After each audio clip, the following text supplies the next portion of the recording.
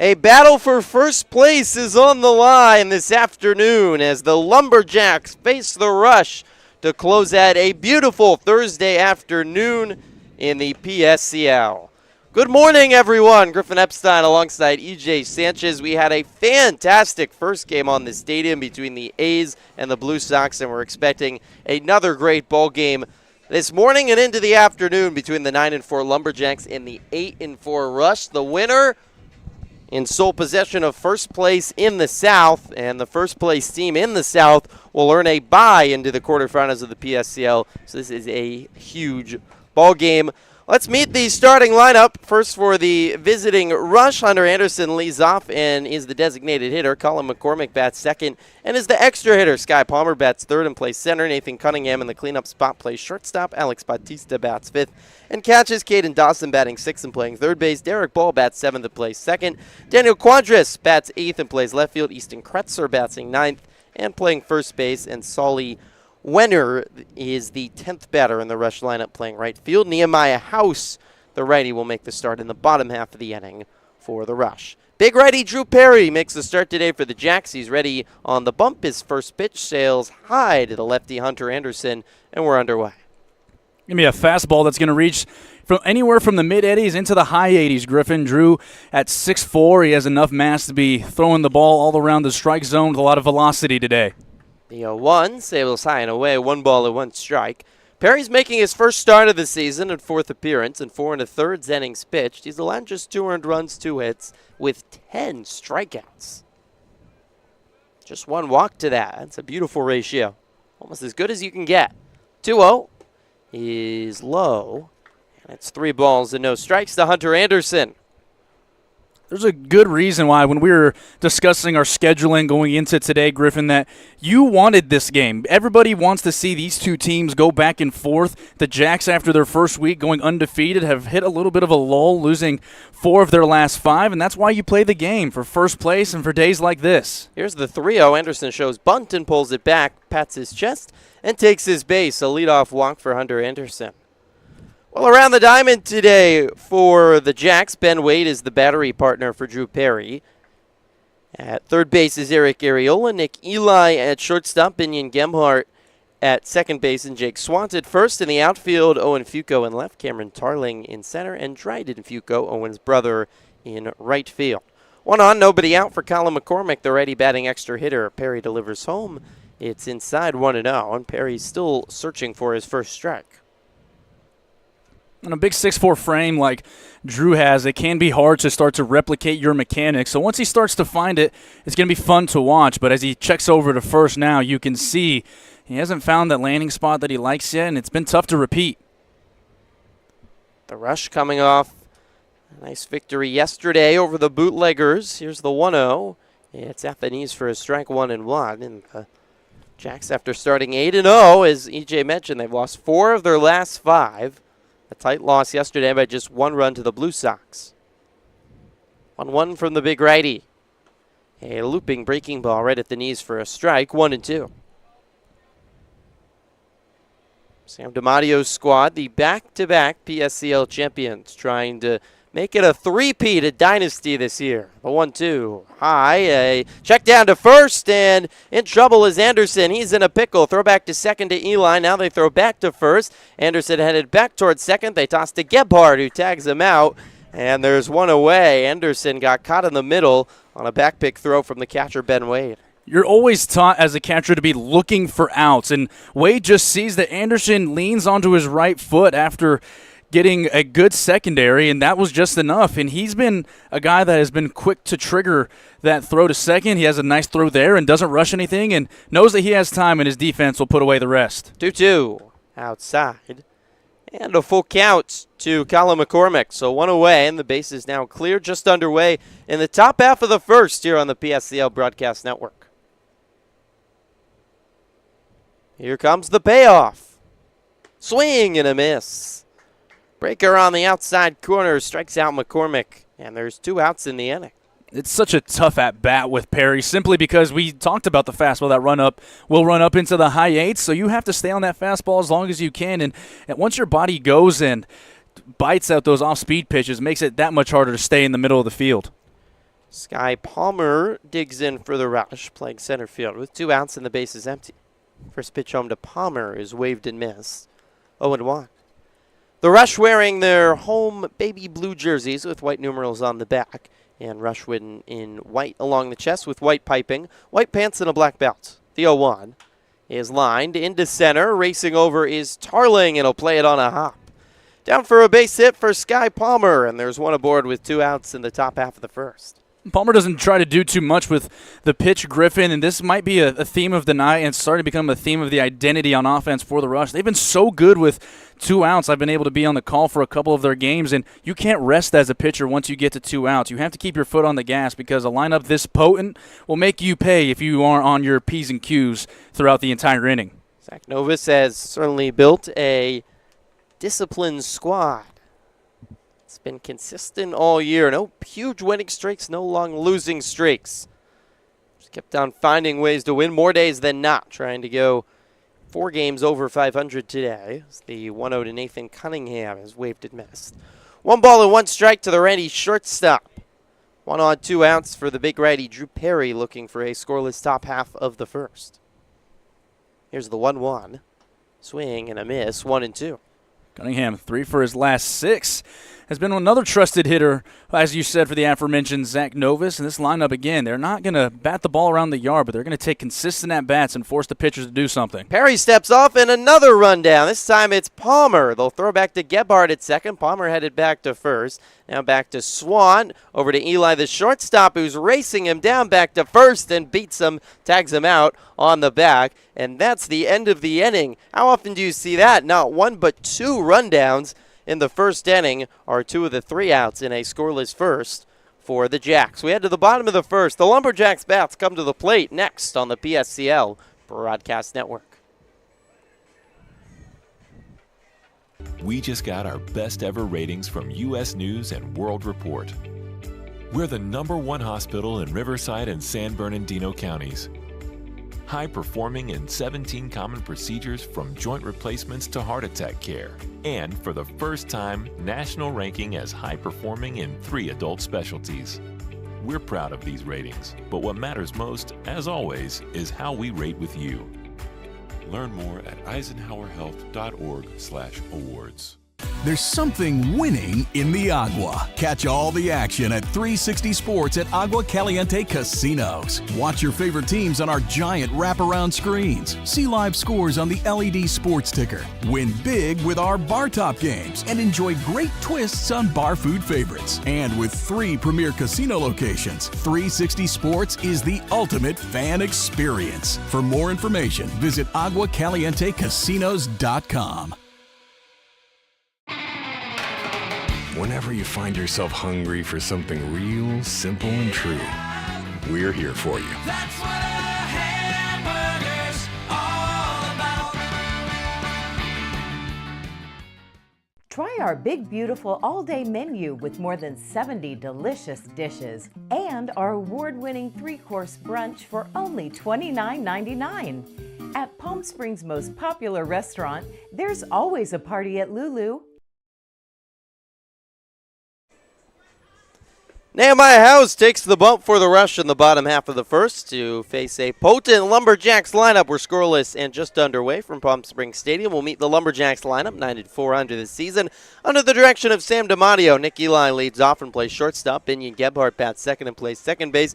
Ben Wade batting third and catching, and Anthony Thomas in the cleanup spot is the extra hitter. Eric Ariola plays the hot corner and bats fifth. Owen Fuco bats sixth and plays right. Jake Swamp batting seventh and playing first base. Cameron Tarlin batting eighth. Plays center field, Dryden Fuco man's right and bats ninth, and Logan Warden rounds out the 10-man PSCL lineup as the designated hitter. Nehemiah House, righty, making his third start of the season, 7 2/3 innings pitched. House has a 7.04 ERA. The righty comes home. First pitch popped up by Eli on the infield. First baseman Easton Kretzer underneath it, and he makes the catch for the first out. 1 pitch, 1 out for House. Mr. Kretzer's dad came up to us earlier before this game started, making the trip from Parker, Colorado. We're starting to see a couple of parents start to pop up here in the middle of the summer, just getting a look at what all the PSCL has to offer. Great to see some families. First pitch swinging again, this time by Binion Gebhardt to second. It's bobbled, then picked up by Ball. Throw to first in time. A little bit of a wide throw, but Kretzer keeps the back foot on the mound, and it looks like the Lumberjacks might have some late lunch plans as they swing at the first two pitches they see for 2 quick outs for House. That's why you see a meeting right now coming from Sam DiMatteo. He's going to ask about the call at first base, but also he's trying to slow down maybe the tempo of this inning just a little bit.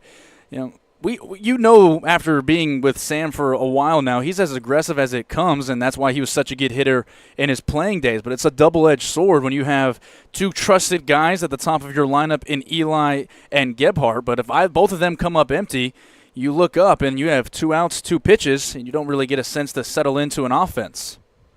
2-man umpiring crew converging to have another conversation on that play at first. Derek Ball bobbled it, got the throw off, and then Easton Kretzer was able to keep the back right foot on the bump as Gebhardt came sprinting down the line.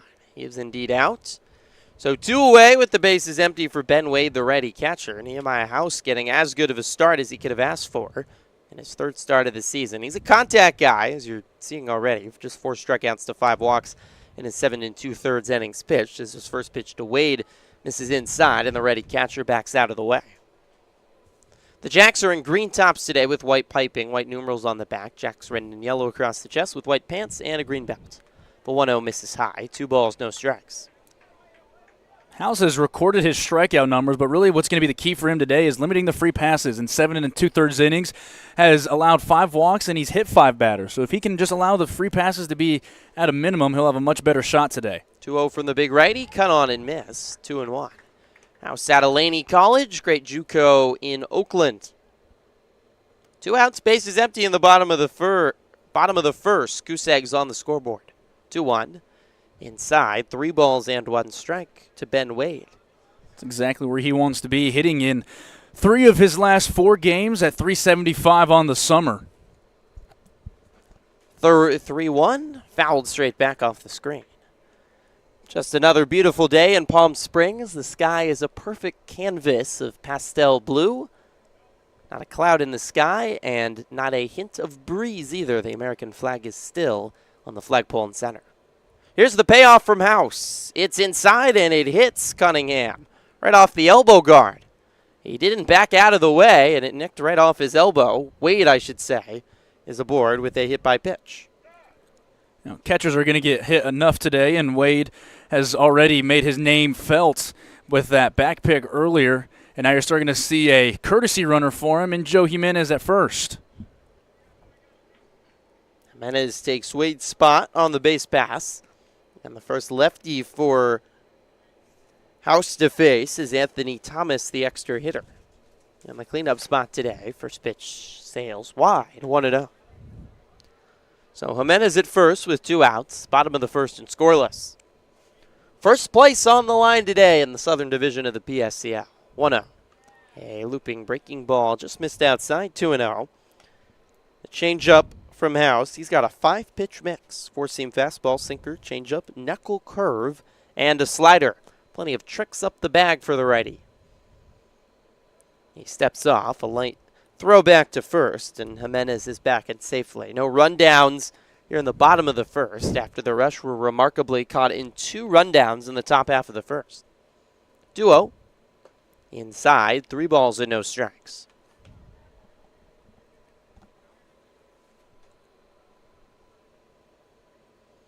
Nice amount of families in the stands. CJ mentioned, got to chat with Easton Kretzer's dad before the game, making the trip from Colorado. 3-0 is a changeup right at the knees for a strike. 3-1. That fluttered in at just 72 on the gun. Still effective. He's still able to be competitive in the zone and keep it out of the heart of the plate. That'll really be the key today for Nehemiah against the Lumberjacks team that usually is very potent when they have the opportunity to see multiple pitches in the zone.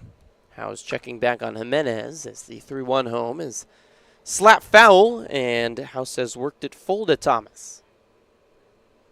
The Jacks have been excellent offensively all year. They're hitting .310 as a team, with 88 runs scored in their first 13 games. House readies in the payoff. Inside, and it hit Thomas. Would have been ball 4, but It's back-to-back hit batters instead for Nehemiah House after he got 2 outs on 2 pitches. And the Jacks are in action.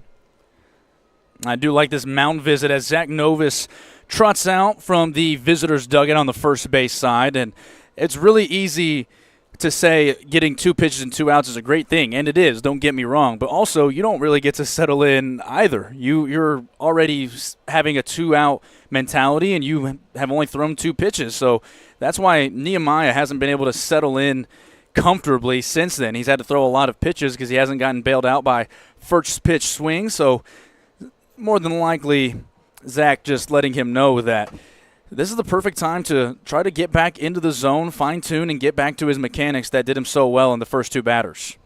Eric Ariola digs in with the meeting done at the mound. Jimenez at second, Thomas at first. 2 outs in the bottom of the first, it's scoreless. Gebhardt home. It's popped up by Ariola. Shallow center. 3 blue jerseys converge. It's dropped off Solly Wenner's glove. I think it hit his hand. His glove's on the ground. There's hats everywhere, and everyone is safe. Jimenez scores. Thomas goes to third with the runners going on 2 outs. And an unearned run comes across for the Lumberjacks. First day of any baseball practice, any season, usually you go over fly ball communication for good reason, Griff. It's one of the proverbial Bermuda triangles on the field. And in that situation, if Palmer calls for it, it's his ball. But I think Wenner was expecting him to and then just had to stick out his glove at the end. So Owen Fuco stands in and takes the first pitch outside. Thomas at third and Ariola at first. The 0-1 to Fuco is hit high in the air to left center. Sky Palmer racing over on his horse, reaches up and makes the running grab. 1 run earned comes across on 2 hit by pitches in an error in the first. The Jacks lead 1-0 on the PSCL Broadcast Network. Desert Air started right here in the Coachella Valley in 1954, and we've been welcoming customers to our family ever since. With nearly 70 years of proven trust, dependability, and experience, we've got the AC and heating expertise to help you all year round. Plus, our factory-trained technicians provide well-informed maintenance, repairs, and installation, so you get our industry-best products with industry-best service. Contact our family at Desert Air. We'll make sure you live comfortably, always. Like a family setting, you know, we come and we get into conversation, and it's comfortable here is what I guess I'll say. It's comfortable. The hot cocoa has whipped cream and sprinkles in the whipped cream in the hot cocoa. Very family oriented. You know, they cater to the kids. They got the coloring books and crayons, and they have kid-sized stuff about almost for everything that you would want. So young and old, everybody can enjoy it. It's the best. Made from scratch memories. Elmer's. How do you define adventure? Riding the world's largest rotating tram car? Taking in SoCal's awe-inspiring views? Exploring over 50 miles of pristine wilderness? Enjoying casual or fine dining at 8,500 feet? Discovering our history? Experiencing our scenic trails? Getting that perfect souvenir? Whatever your adventure, you'll find it at the Palm Springs Aerial Tramway. Adventure at its peak. Begin your adventure at pstramway.com. Eventful first inning as the Lumberjacks in front of the Rush 1-0 in the second matchup between these two teams. Lumberjacks took the first game of the season series against the Rush when they started off their season 8-0. It was back on just the 3rd day of PSCL action, almost 2 weeks ago. Top half of the second, Nathan Cunningham leads off and takes the first pitch inside for a ball. Cunningham was at the plate when Sky Palmer was caught in a rundown at first, and that ended the inning. 1-0 from Perry is a fastball outside. 2 balls and no strikes. Hard throwing Perry up to 86 on the gun on that fastball. Black glove just above the belt, kicks and delivers. Outside, 3-0. Green jersey's a little untucked from the big righty's frame. He stands 6'5", 220 on the bump out of Delta Community College up in NorCal. 3-0, chopped foul off the end of the bat and trickles back to the screen, 3-1. Cunningham this season at .444. He's 3 for his last 6 over 2 games in the last win, as you said, against these very same Jacks. And a lineup that 1 through 9 we're always going to be very good about putting the ball in play. 3-1 is outside for ball 4. So Cunningham's aboard with the leadoff walk. It's the second walk of the game offered by Perry, who had about as strange as first inning as you can have. He only faced 3 batters, yet 2 of the outs had nothing to do with them. There were rush runners caught in rundowns. Alex Bautista comes to the plate, the catcher, with 1 on and nobody out. First pitch home to Bautista is a strike on the inner third. Red batting gloves and a red helmet for Bautista, who's hitting .261 on the season with 6 driven in and 5 walks. Batting 5th today for Zach Novus. The 0-1 flied foul right side, giving it a look as Fuco, but it will bounce about 10 feet in front of him on the edge of the track and into the stands.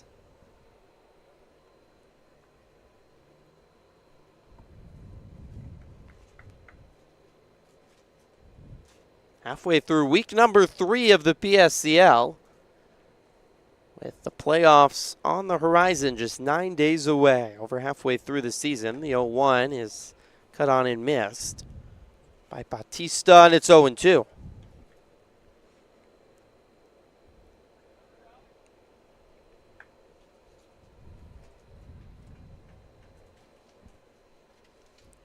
Perry readies on the first base side of the rubber. Rocking back and forth, spins, turns, throw back to first, and Cunningham ahead for a slide back into the back. I was just thinking probably a good idea to go check on Cunningham at first. He has a little bit of speed. He runs well for a shortstop. Could see some action. 0-2 inside. 1 ball and 2 strikes with Bautista backing out of the way. The Rush offense has led the charge, hitting .334 on the season. The pitching has had some more bumpy times for the Rush. Their offense has been really terrific this year and propped the record up. The 1-2 misses inside. 2 balls and 2 strikes. Rush coming off a win yesterday over MLB China, 8-2. Lumberjacks fell to the Blue Sox 5-4. The Rush sitting just a half game back of the Jacks for first place in the South. The 2-2 on the outside corner, strike 3 called. Beautiful breaking ball by Drew Perry for his first out of the second and his second strikeout. I might have a case. He didn't like the call in the outside corner, but with a slider that's cutting across the zone like that, the last thing you want to do is leave it in the umpire's hands. And good on Drew getting back after back-to-back innings in which he's allowed a leadoff walk, and he's starting to settle down once he gets into that stretch. 4-pitch mix of a 2-seam fastball, slider, curveball, and changeup for Perry. Already home. A fastball misses outside to the lefty batter, third baseman Caden Dawson. He's got sunglasses even at the plate underneath his red helmet. Here's the 1-0. Swing and a miss, 1-1. Were you sunglasses at the plate, EJ? You know, I couldn't do it. I heard once when I was very little that it can throw off your depth perception by as much as half an inch, and with the way I swung the bat, I needed every half inch of vision that I could get. Here's the 1-1. Swing and a miss, 1-2. Some guys, it's a preference thing. They just like being able to stay in the tent the entire time, and it affects how they want to swing the bat.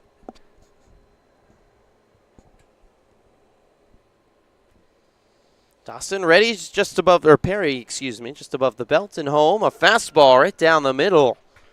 And Dawson goes back, shaking his head to the Rush dugouts. Sunglasses didn't do him any favors that time. Back-to-back strikeouts for Perry. Third strikeout of the game and second out of the second. Brings up Derek Ball. Cunningham at first with 2 outs in the top half of the second. The Lumberjacks lead 1-0. First pitch home to Ball is a fastball inside. He backs out of the way, 1-0. Ball with his 4-game hitting streak on the line today, .350 on the summer. Another good bat in this Rush lineup. 1-0 from Perry. Swing and a miss. Slider outside of the zone, 1-1. He's just tunneling that fastball breaking pitch combination very well. And you said it, out of 6'5", already is hard enough to hit a fastball. When you have to worry about a good slider, it's going to make things tough. Deals home. It's chopped softly left side over the third baseman Areola. He'll toss to second for the force out to retire the side. 6-4 ground out. Ends the top of the second. 1-0 Lumberjacks lead as they come to bat on the PSCL Broadcast Network. Outdoor living in the Coachella Valley is spectacular, and Tessera is the premier builder of outdoor living spaces in the desert. Nobody does it better than Tessera. From one end of this valley to the other, from Palm Springs to Rancho Mirage, Palm Desert, to Indio and La Quinta. For 35 years, we've created the ultimate in outdoor living, landscaping, pools, and patios, so you and your family can enjoy each other. Live well. Live Tessera. Whether you're building, landscaping, renovating, refreshing, or simply researching, rent the right size tools for your size jobs. In store, online, or in-app at Sunbelt Rentals, where tools rule.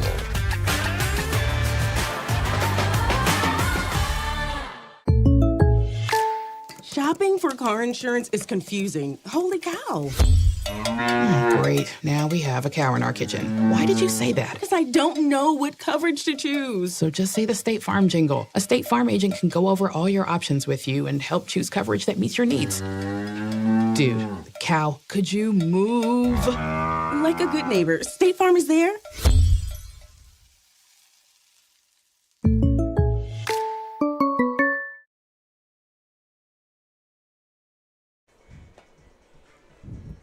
One nothing lead for the Lumberjacks over the Rush in a battle for the top spot in the Southern Division on a Thursday afternoon of the PSCL high noon here in beautiful Palm Springs. Bottom of the lineup coming up for the Jacks. Jake Swant will lead things off against Nehemiah House, who had an interesting first inning. He got the first two batters out on just 2 pitches, but then back-to-back hit by pitches and a costly error on a drop ball in right allowed the Jacks to scratch across an unearned run. Swant batting lefty to face House, who kicks and delivers. A fastball just missed outside. 1-0 to Swant. The Rush dugout does not agree with that call.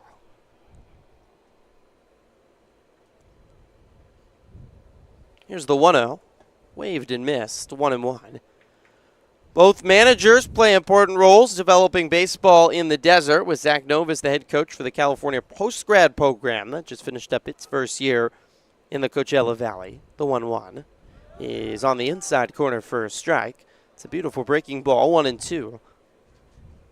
CPG, the acronym for postgrad, really a smart program to start up. It's got a sister program out in Georgia as well. The 1-2 inside, 2 balls and 2 strikes. Essentially the idea is for players that just graduated from high school and for whatever reason they're not ready to make that jump to college ball, whether that's from a playing standpoint, a financial or academic standpoint, and they have another year to develop as a player. The 2-2 is foul tipped off the end of the bat, and not able to hold on was Batista, so Swant has another chance. In my playing career, Griffin, for whatever it is worth, some of the best players I played with started out at postgrads. And like you said, it does not mean that they're not talented or they don't have the ability to play high up to Division I. The 2-2 misses high in a full count. It's just the fact of there are certain factors outside of their control that send them to a postgrad, and usually you've seen guys from postgrad that played in the College World Series this year. There's no right way to go about a college career. Payoff, misses inside, ball 4, and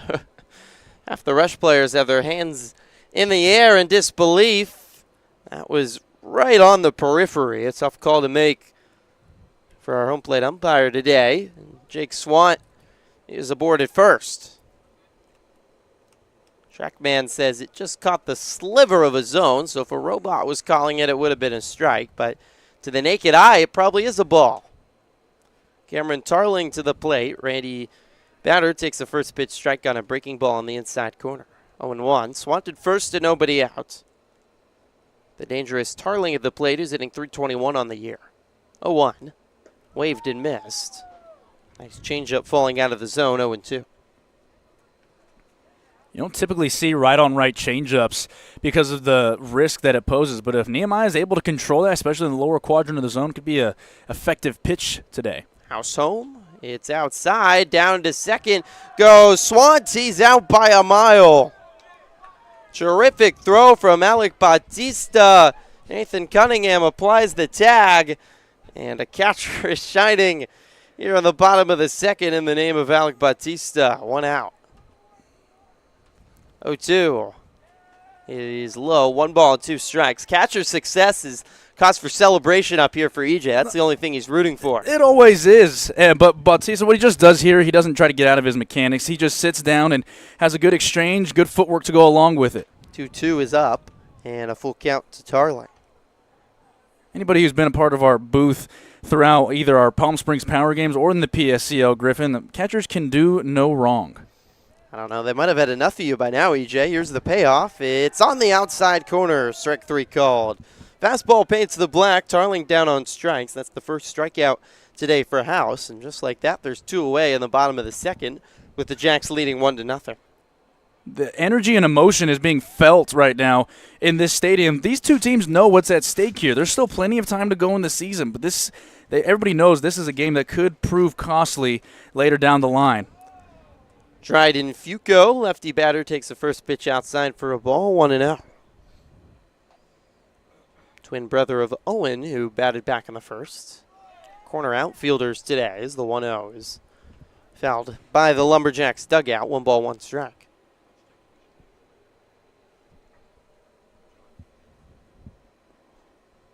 Nehemiah keeps dancing out of trouble in situations. He has to give a big hat tip to his defense right now. They're just allowing him to keep staying up, filling up the zone. House home, and Fuco fouls it away. Bouncing into the seats right behind a umbrella with a couple fans. They reach back and pick up the baseball. It's the easiest souvenir one will get all day. And a little kid's got it. There we go. If only everything in life was that easy. The 1-2, grounded right side foul. After getting one of those foul balls in the booth here last week, Griffin, I think I'm good. I did wear it off the shoulder, kept it in front for those listening at home, did not get by me, but the joke of it always. I forgot, EJ, what position did you play in baseball? I was a catcher. Oh, I don't know if anybody over the airwaves had not caught that yet, but, stayed in front, bodied it up, but I think I'm good on the rest of the summer for those coming back into the press box. House looking for a clean second. Here's the 1-2. Outside. And it's all even at 2 balls apiece. The Fuco brothers have been just really fun to watch, whether it be Owen or Dryden, both knocking the ball around the yard. A 2-2. This is low, and it was somehow it got to the foot of Fuco, who's limping out of the box.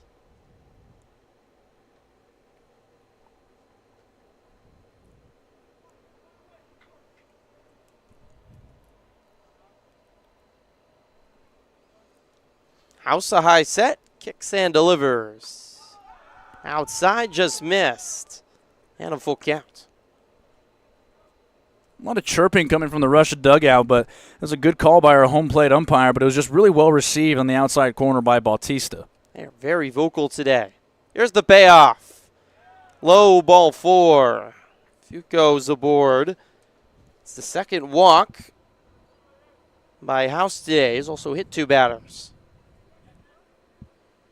So it brings up the 10th batter in the Jacks lineup, Logan Warden, the designated hitter. Warden playing just his 4th game at the plate. Takes a first pitch strike on the outside corner, 0-1. We had a party in the chat room in the first ball game.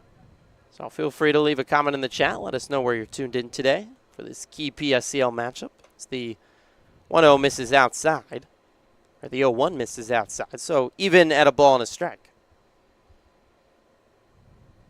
Here's the 1-1 from House. A changeup at the knees, 1-2.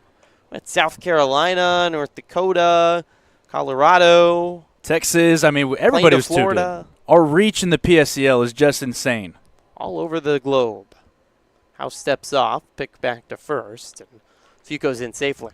And Trezumoto, one of the players on the Bootleggers, he's from Hawaii, so he was getting some Hawaii love in the chat when we were able to broadcast a couple of our Bootleggers games. Aloha. 1-2, swing and a miss. Orden strikes out and a pitch down by his shoelaces for the second strikeout for House on the day. Scoreless second. It's 1-0 Jacks on the PSCL Broadcast Network.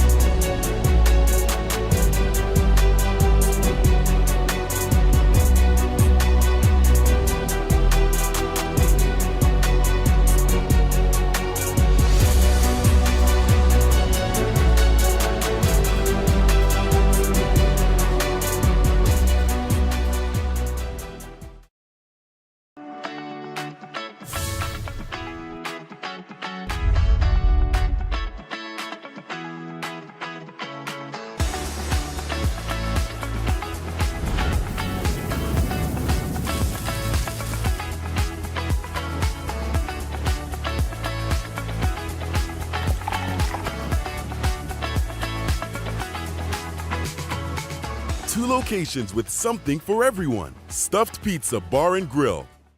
Building your business is no small undertaking, and you need the right team by your side. Whether you're just getting started or expanding nationwide, Pacific Premier Bank is here to support your business every step of the way. As your trusted banking partner, we can help guide you down the right path with customized solutions designed for your business. We'll help you achieve the success you deserve. Pacific Premier Bank. Let's build your future together.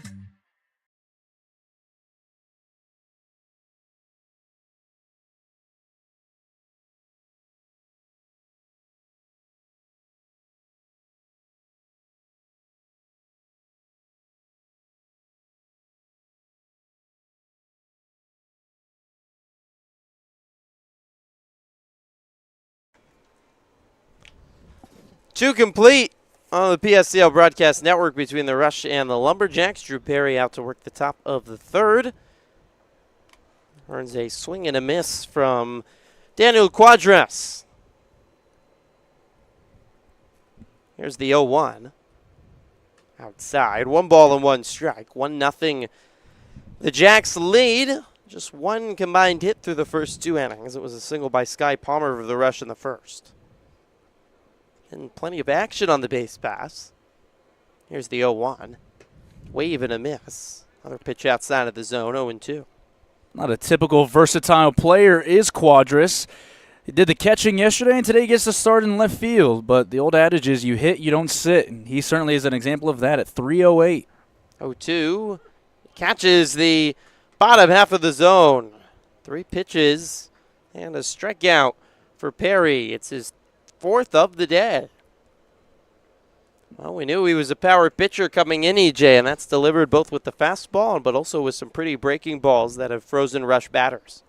Absolutely, and he's been able to control both sides, and that's a lost art in what you've seen in today's baseball. You get told, oh, go on outside, but it's important to be able to go inside as well. Here's Easton Kretzer. He takes the first pitch high, 1-0. 1 out, base is empty. 1-0 lead for the Jacks in the top half of the third. Perry looking down at the baseball. Fits it neatly into the black glove. Turns, kicks, and delivers. Wave and a miss. 1-1. Just like I've been on repeat today for the Rush. A lot of swinging and misses trying to time up the ball out of the hands of Perry, and it hasn't worked out well the first time through the lineup. Here's the pitch. Well outside and back to the backstop. 2 balls and 1 strike. The thing about Perry right now is that his reach is so long and he's coming across the plate. So it is a fastball, don't get me wrong, but it almost has some run on it that almost turns it into a cutter of sorts to where you have to not only time it up velocity-wise, but you also have to make sure that you're covering the outside part of the plate as well.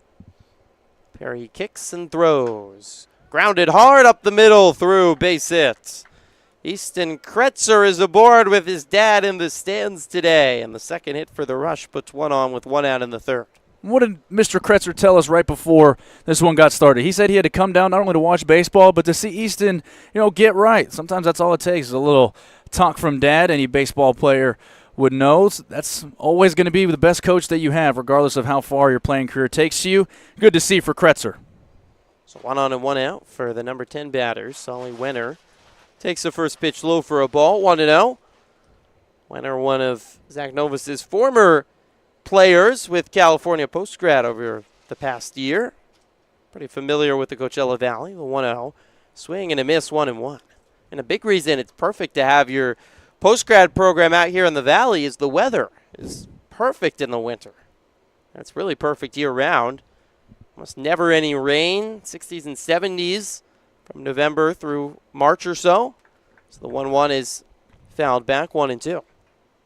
That's what makes playing in the PSCL so attractive, and why you're starting to see not only Coachella Valley guys and California guys get here, but also people from all over the country. You don't have to worry about rainouts. The one piece of travel is getting here. And then after that, you know that you're going to play 5 days a week with a practice in between and explore all the Valley has to offer. 1-2 outside, 2 balls and 2 strikes. I'll tell you, as someone who's worked in some rainy spots in the past, the no need to tarp and clean a rainy field is an absolute blessing. Not just for the players, but for those that work at the ballpark. Here's the 2-2.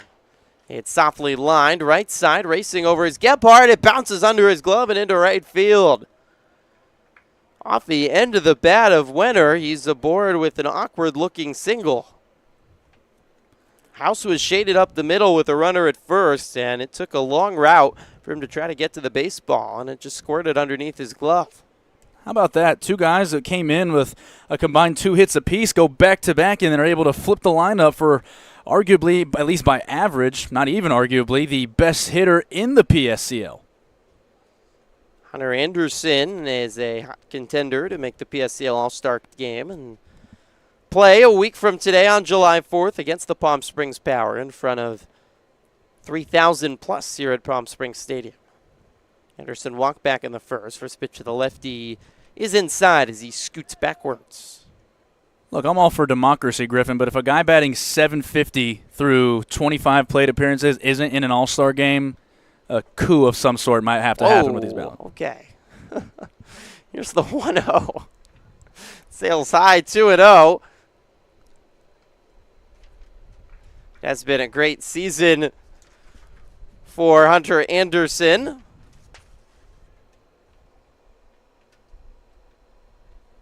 Nine games, so not like it's a small sample size, with 15 hits. The 2-0 misses low, and he's had 3-0, looking for his second walk in the game. He has 5 of those on the season. The number that stands out, just 1 strikeout through 9 games. He's playing every single day. He does not strike out.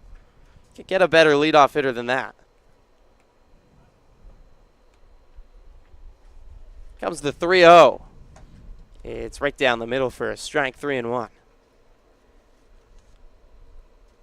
No better trait for a table setter than what Anderson's been able to do. A part of, again, our uncommitted game. And after this summer, probably no effort in trying to get a home for his next year. 3-1, sails high, ball 4, another walk. And he'll just raise that on-base percentage. It was at 800 entering today, higher and higher. Wow.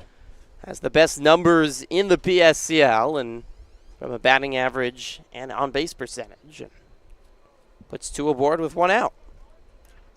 Or puts the bases loaded, I should say. Danger for Drew Perry and the Jacks, and Colin McCormick is the potential culprit at the plate. Righty-on-righty matchup, pitch home, breaking ball outside, 1-0. Minimizing the name of the game with traffic on the base pass and a game that we knew was going to be tight throughout. Griffin, this is going to be almost crunch time. I know it's early, but still, it's big for Perry to get out of this. Kretzer at third, Wenner at second, Anderson at first. The 1-0 is chopped off the end of the bat on the infield. Tough play, racing in Eric Ola, the third baseman, throws to first for the second out, but Kretzer scores, and we're tied at 1. Everyone moves station to station. Wenner goes to third, Anderson to second. Kretzer scoring, and McCormick has an RBI fielder's choice. So the Rush tie it up. 2 hits, a walk, and a fielder's choice here in the third. Sky Palmer tries to keep it going. He had the first hit of the ball game back in the first. Another righty-on-righty matchup. Perry sets and delivers. Fastball right down the middle, 0-1.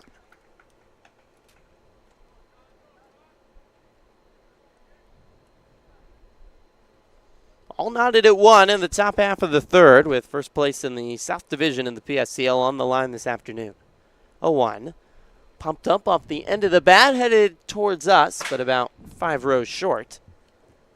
And Palmer's in an 0-2 hole.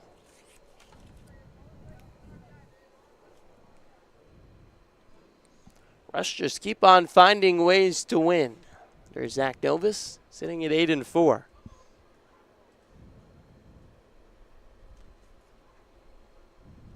0-2 home. Outside, 1 ball and 2 strikes.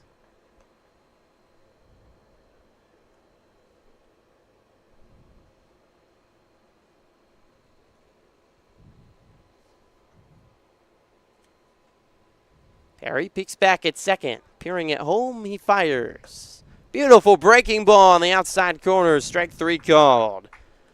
5th strikeout for Perry, but the Rush get on the board. Back-to-back singles by the bottom of the order. Scratches 1 across. We head to the bottom of the third, knotted at 1 on the PSCL Broadcast Network.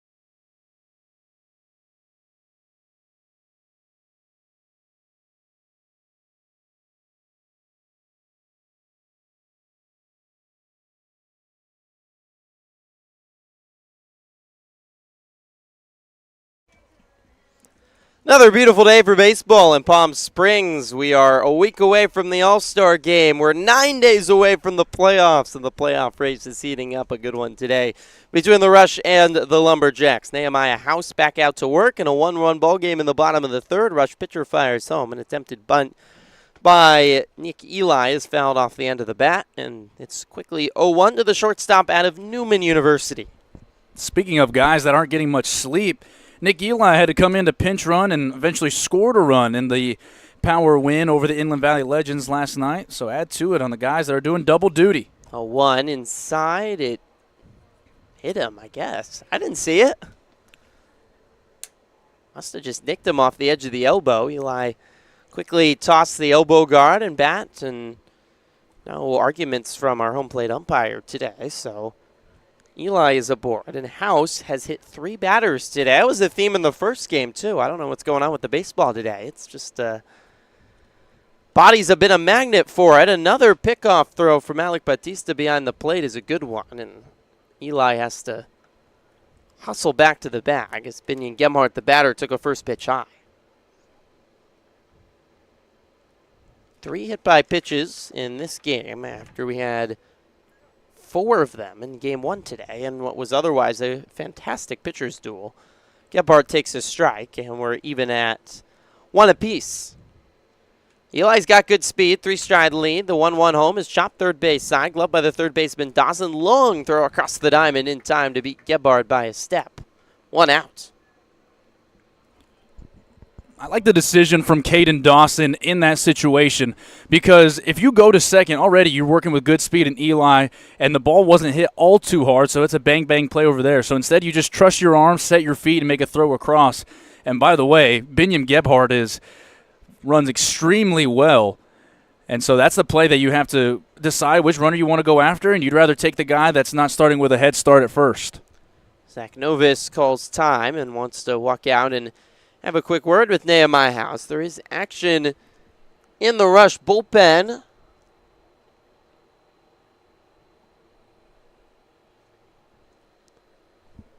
So Novus having a word with House and the catcher Bautista. Now Zach Novus, he's wearing the turquoise blue, baby blue Rush colors. That sweater he got is actually custom made. He printed it, designed it himself, and printed it out to be the Rush manager for another season. His brother Tino was telling me all about it. You can tell he's proud of it. Clearly, wears it every day. It's a lovely color. Jackson Camper is the Rush pitcher that's currently getting hot down in the bullpen. See how much longer the leash is on House. The runner at second. Eli dancing over there. The 1-1 home. Sails outside. 2 balls and 1 strike.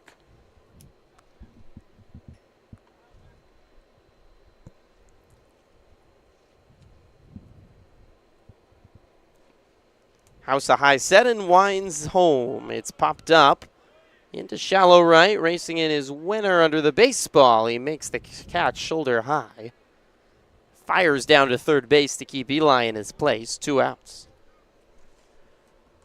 So Wade's gone. And it brings up the cleanup batter, Anthony Thomas, the lefty, who was hit by a pitch back in the first. Eli still in scoring position at second. 2 outs in the bottom of the third, tied at 1. For anybody wondering why 1 run on no hits warrants action in the bullpen, this is by design. And we're talking to Tino yesterday. He has a pitching plan that he would really like to get all 3 guys in today. Anthony Thomas fouls the first pitch off. He sees 0-1. Typically, coaches, they want to stick with that plan, and I think the plan today was if Nehemiah is able to give them 3 innings, that's this working. And so he's 1 out away from doing it, and he's done a good job of avoiding hard contact. It's just these free passes. House peeks back at second and Eli at home. Eli takes off, pitch outside, throw from Bautista's knees is a good one, but late. And it's 1-1 to Thomas. EJ's on the edge of his seat every time a catcher has a chance to make a play. Because they can do no wrong. But in that situation, that's a good jump by Nick at second, especially with the open throwing lane with the lefty up. The pitch home is inside. 2 balls, 1 strike to Anthony Thomas. House working on the first base side of the rubber. Glove protruding from in front of his head. The 2-1 just missed outside. 3 balls, 1 strike. Now make it 2-2.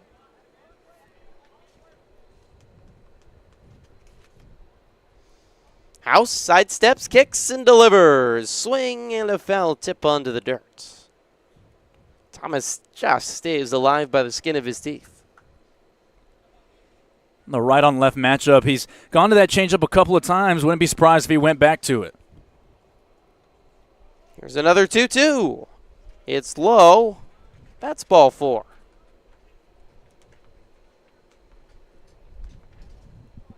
So Thomas aboard at first, Eli at third. Runners on the corners for the third baseman, Eric Ariola, who reached on an air back in the first. We'll have a courtesy runner for Thomas, or just a meeting, in fact. Sam DiMatteo is a man of strategy. It feels like every Lumberjacks game we're calling, he's mixing and matching, sacrifice bunts, suicide squeezes, meetings. He is an aggressive coach, as you mentioned, EJ, and certainly has the experience. The College of the Desert manager the last couple years, leading a JUCO program. It takes a different kind of human to be able to deal with the ebbs and flows and the grind of a JUCO season. And you see it in the players that he coaches. A lot of COD guys on this team, including 2 of the 3 that we just saw, and Eric Ariola at the plate and Nick Eli on third. Righty on righty matchup. Pitch home from House. A changeup catches the outside corner. Strike 1.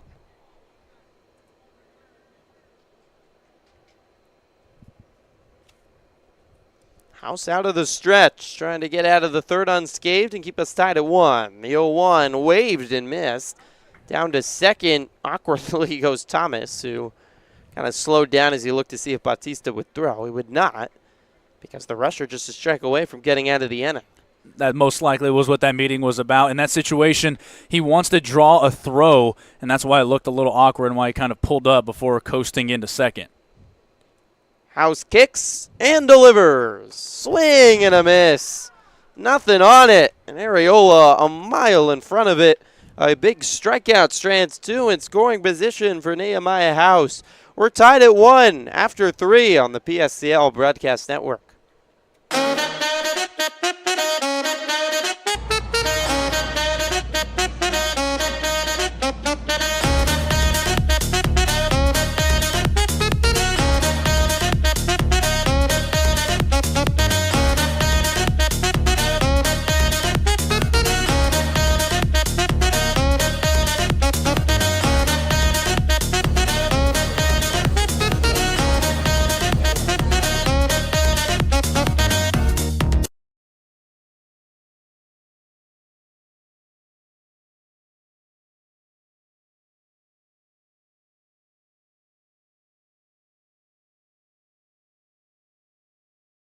There's something winning in the Agua. Catch all the action at 360 Sports at Agua Caliente Casinos. Watch your favorite teams on our giant wraparound screens. See live scores on the LED sports ticker. Win big with our bar top games and enjoy great twists on bar food favorites. And with 3 premier casino locations, 360 Sports is the ultimate fan experience. For more information, visit aguacalientecasinos.com.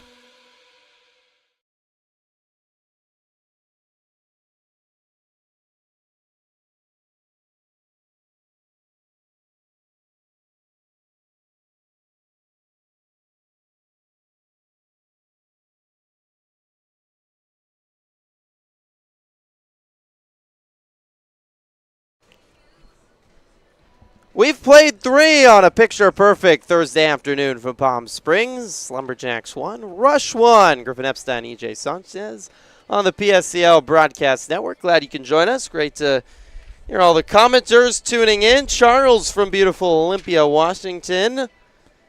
Aiden from Toronto. And Sanchez 8484 is preying on the Jacks' downfall, rooting for the Rush in all caps. It's these 2 rivals at the top of the Southern Division facing off. Top of the 4th, Drew Perry back to work for the Jacks. He induces a wave and a miss from Nathan Cunningham, who walked to start the 2nd. Shortstop in the cleanup spot for Zach Novus today. Here's the 0-1 from Perry. It's grounded.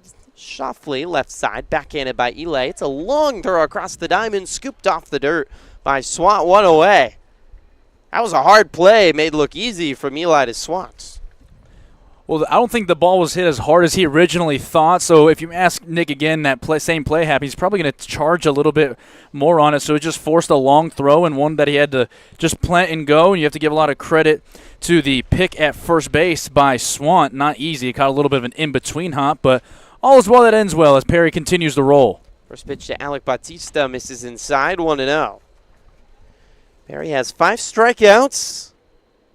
He's allowed 3 hits, does have 3 walks, but he's limited damage by the rush. The 1-0 is low and rolls back to the backstop. 2-0. Jacks trying to break out of a mid-season swoon. They've lost 4 of their last 5. It happens to everyone. Even the Yankees are struggling right now. Comes the 2-0. Swing and a miss, 2-1. I mean, that's the crazy game of baseball. If you told me a month ago that the Mets took back-to-back games off the Yankees in decisive fashion, I would have said you're crazy. But the tides have turned, and the Mets are looking great, and the Yankees are in a little bit of a June slump. The 2-1 misses outside. 3 balls and 1 strike. Hoping it flips in my favor and the Rockies win 25 of their next 26, Griffin, so I have something to look forward to after the PSCL season's over. Well, the Rockies have been in a midseason slump for the last 10 years. The 3-1 is down the middle, and it's a full count. Gotta love being a Rockies fan in Dodgers country. Here comes the payoff to Bautista. It's outside, ball 4. Catcher's aboard with a walk, 1 on and 1 out, and Caden Dawson strides to the plate. It's a really tough at-bat and a good at-bat there from Bautista because, again, once he's tunneling down on the outside part of the plate, you see fastball slider, it's becomes so hard to lay off one or the other. And Bautista saw it all the way through, and it's a big leadoff base runner as the Rush look to try to take a lead. Lefty batter faces righty pitcher and takes the first pitch strike. Infield shaded just up the middle with a runner at first. Outfield at normal depth on a sun-splashed Thursday afternoon. 0-1 from Perry. Runner takes off. Pitches low. Throw down to second as well late. And a stolen base for Alec Bautista. The catcher has a stolen bag. Not your typical catcher. Down to second. Finding a way to, again, force the action to happen. Zach Nova's being aggressive, and with Perry being as tall as he is, it makes it that much harder to have a quick time home to the plate. I had him at a 1-4 there. 0-1. Breaking ball on the inside corner, 0-2. I've seen some nice bark and bite from the breaker by Perry, and he tops that with a fastball sitting in the mid-80s. He's kept the Rush off balance. But we're tied at 1 here in the top of the 4th. Another competitive ball game between these two excellent squads. Perry peeks back at second and home. It's flied well foul left side and along the grassy lawn down the left field line.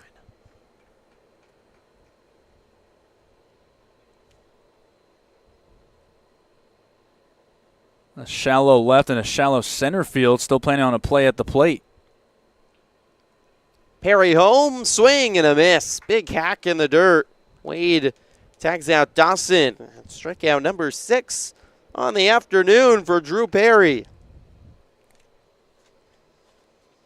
2 outs. Bautista still at second. It brings up Derek Ball, who's 0 for 1 today. 1 run on 3 hits, 1 error for the Rush. 1 run on no hits, no errors for the Lumberjacks.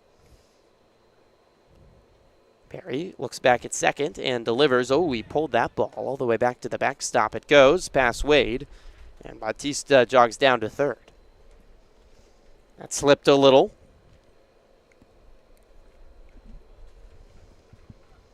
Great day of baseball so far here at the Palm Springs Stadium complex. The Blue Sox shut out the Rush 3-0. The Blue Sox remain the hottest team in the BSCL, moved to 11-2 on the season. Here's the 1-0. Popped up into right center. Long run over for Tarling. It falls. Binion Gebhardt with great effort over his sliding head. And it's an RBI single for Derek Ball. Bautista scores from third, and the Rush have their first lead of the day. Came in batting .350, his third RBI. Sometimes it's not about how hard you hit the ball, Griffin. It's about where you're able to place it. And it's a pitch that's in on his hands. He has enough strength to just muscle it over a diving attempt by Gebhardt at second. Just an advantageous spot to be in, and good things happen when you put the ball in play. Solid piece of hitting by Ball. Good base running by Bautista to get to third base and score easily. First pitch into Daniel Quadres is down the middle for a strike. Wade checks down on Ball over at first. Just steps back on the back. So 2-1 Rush. They have 4 hits. And the Lumberjacks, for all their offensive success for much of the season, are hitless. 0-1. Fastball on the inside corner at 86 miles per hour. 0-2. On this beautiful day, the wind picking up a little bit, blowing straight in from center field. Perry steps off, check back to first. Stepping back on the bag is Derek Ball. The last week of June, week 3 of the PSCL. 0-2. Fastball just missed outside. 1 ball, 2 strikes to Quadras. Perry just needs to be better going into the rest of his outing. Is about just starting to land some of those breaking pitches early in an effort to not let the Rush key in on any of the fastballs.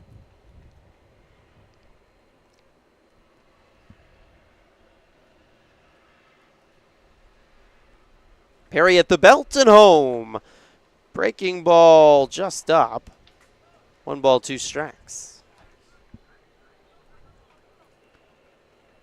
A little shout from the Lumberjacks dugout. I think they might have had a case on that one, Griffin. Looked like that dropped into a good part of the strike zone.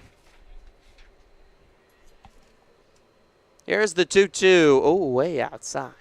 Good stop behind the plate by Ben Wade, and the count's been worked full. Tied at 1. The top of the fourth. The Rush have scratched across a run on a day here at the stadium. That runs have been at a premium. Here comes the payoff, but not yet as Perry spins around and checks back on ball at first.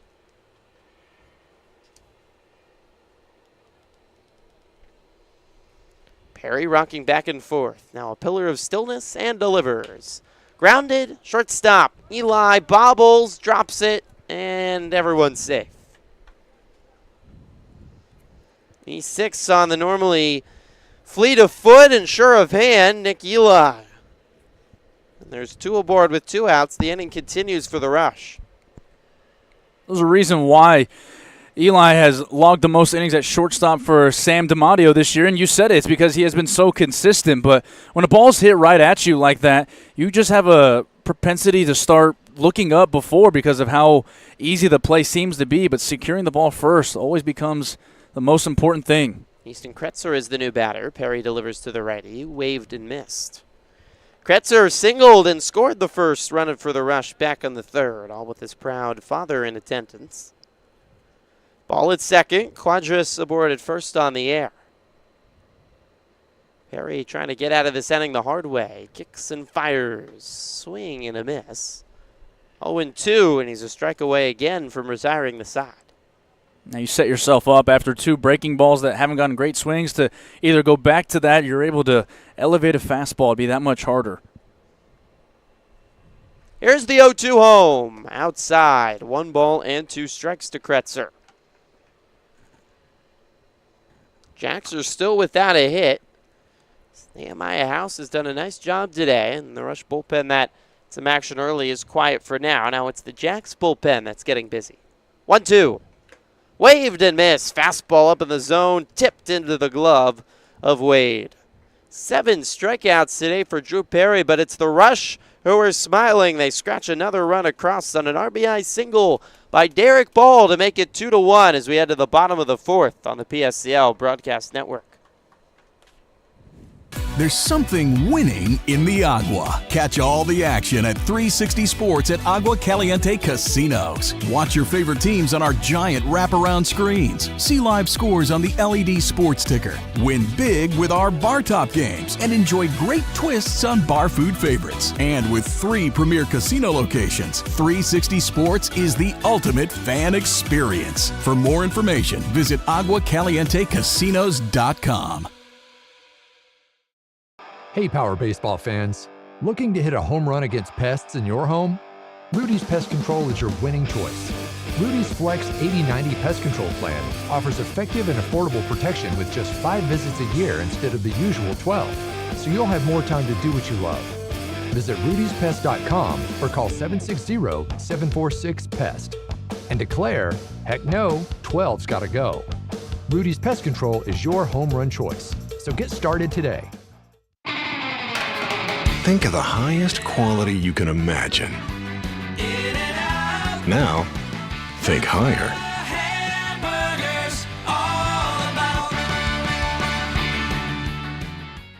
Try our big, beautiful all-day menu with more than 70 delicious dishes and our award-winning 3-course brunch for only $29.99. At Palm Springs' most popular restaurant, there's always a party at Lulu.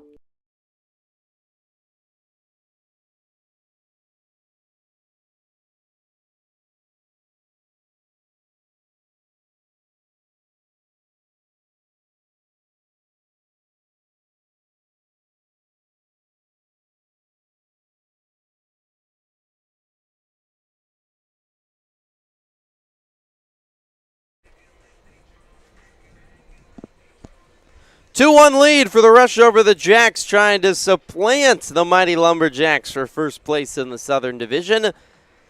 Lumberjacks started 8-0, felt they were superhuman, unstoppable, but all of a sudden starting to struggle more so. They've lost 4 of their last 5 and are looking for a win today to build a nice lead again up over the Rush for first place in the Southern Division, leading by half a game for first place. Nehemiah House is working on a no-no as he comes out to start the bottom of the 4th. The first pitch is fouled straight back from Owen Fuco. Fuco flied out to center back in the first. Doesn't necessarily feel that way because the Jacks have gotten some traffic on the base pass. The 0-1's inside, 1 ball, 1 strike. They've had runners on every inning, including stranding a pair of runners in both the first and the third. But I haven't found the big hit. Here's the 1-1. Inside, Fuco backing out of the way. No batting gloves for him, at least for this at-bat. His black batting gloves are poking out of his back right pocket. He's going the old-fashioned way here. The 2-1 is low. 3 balls and 1 strike.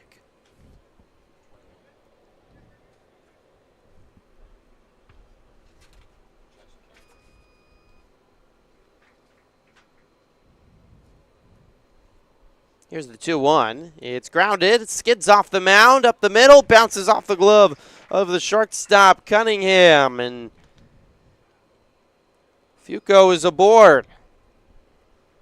Destined just to go straight up the middle, but it hit the side of the mound, which gave Cunningham a chance, but he couldn't secure it. So Fuco is aboard, and after Nehemiah House went 3, the new pitcher, the righty Jackson Camper, will quickly work out of the stretch. That's a hit, EJ? Absolutely. I mean, it's like you said, it's off an awkward hop off the mound, and even if he turns around, the way Fuco was running out of the box, I think it is a hit anyway. And you talked about the lack of batting gloves. He came in batting 190, so he's trying to switch up the mojo just a bit, and seemed to have worked out for him. Wouldn't be surprised if we see him do it the next time he hits. Jake Swant has taken the first 2 pitches he sees for balls. Camper coming in for House, who worked 3 excellent innings. Camper making his 5th appearance of the season. 8 1/3 innings pitched. Is a 2.16 ERA. Ranges back and fires, and it's fouled away 2-1. It's allowed just 2 earned runs on the season. 8 strikeouts to just 2 walks.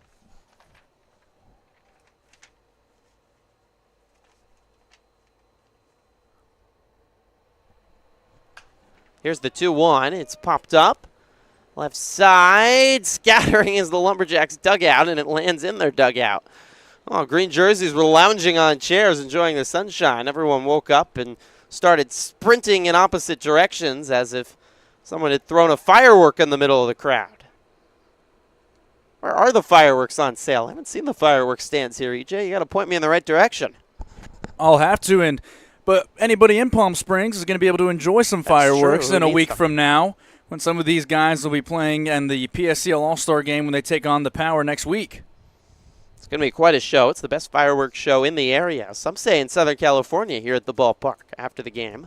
2-2 sales high and a full count. So if you're in the area, I mean, it's a cheap show too. $10 for general admission. We got hot dogs, hamburgers, and the PSCL All-Stars facing the Power, which was a walk-off winner for the Power last year. And certainly with the talent of the PSCL again this year, I'm expecting another competitive, exciting ball game. Here's the payoff. Wave and a miss. Camper has his first out. Swant's down on strikes, 1 away. That game has been circled on my calendar since I got this opportunity to come out here to Palm Springs because, you know, the Power are a very talented team with a lot of Division I guys from mid-majors, Power 5 guys, and every time I come out to these PSCL games, I get reminded that there's talent levels all over the place regardless of where you are. Cam Tarling, the batter. Righty takes outside 1-0. Struck out back in the second. First time, though, facing the righty Camper from Edmonds Community College in Washington. 1 on, 1 out in the bottom of the 4th. 2-1 rush. The pitch inside. 2 balls and no strikes to Tarling. Single by Fuco, the first hit of the game for the Lumberjacks. Camper sets just above the belt, kicks and delivers. It's popped up, Into right. Back is Winner, ranging up and making the catch head high. 2 outs as Fuco jogs back to first. Fuco jogs back to first to set the stage for Fuco. Excuse me. For his brother, Dryden. You're right, EJ. Dryden playing right today. Owen playing left.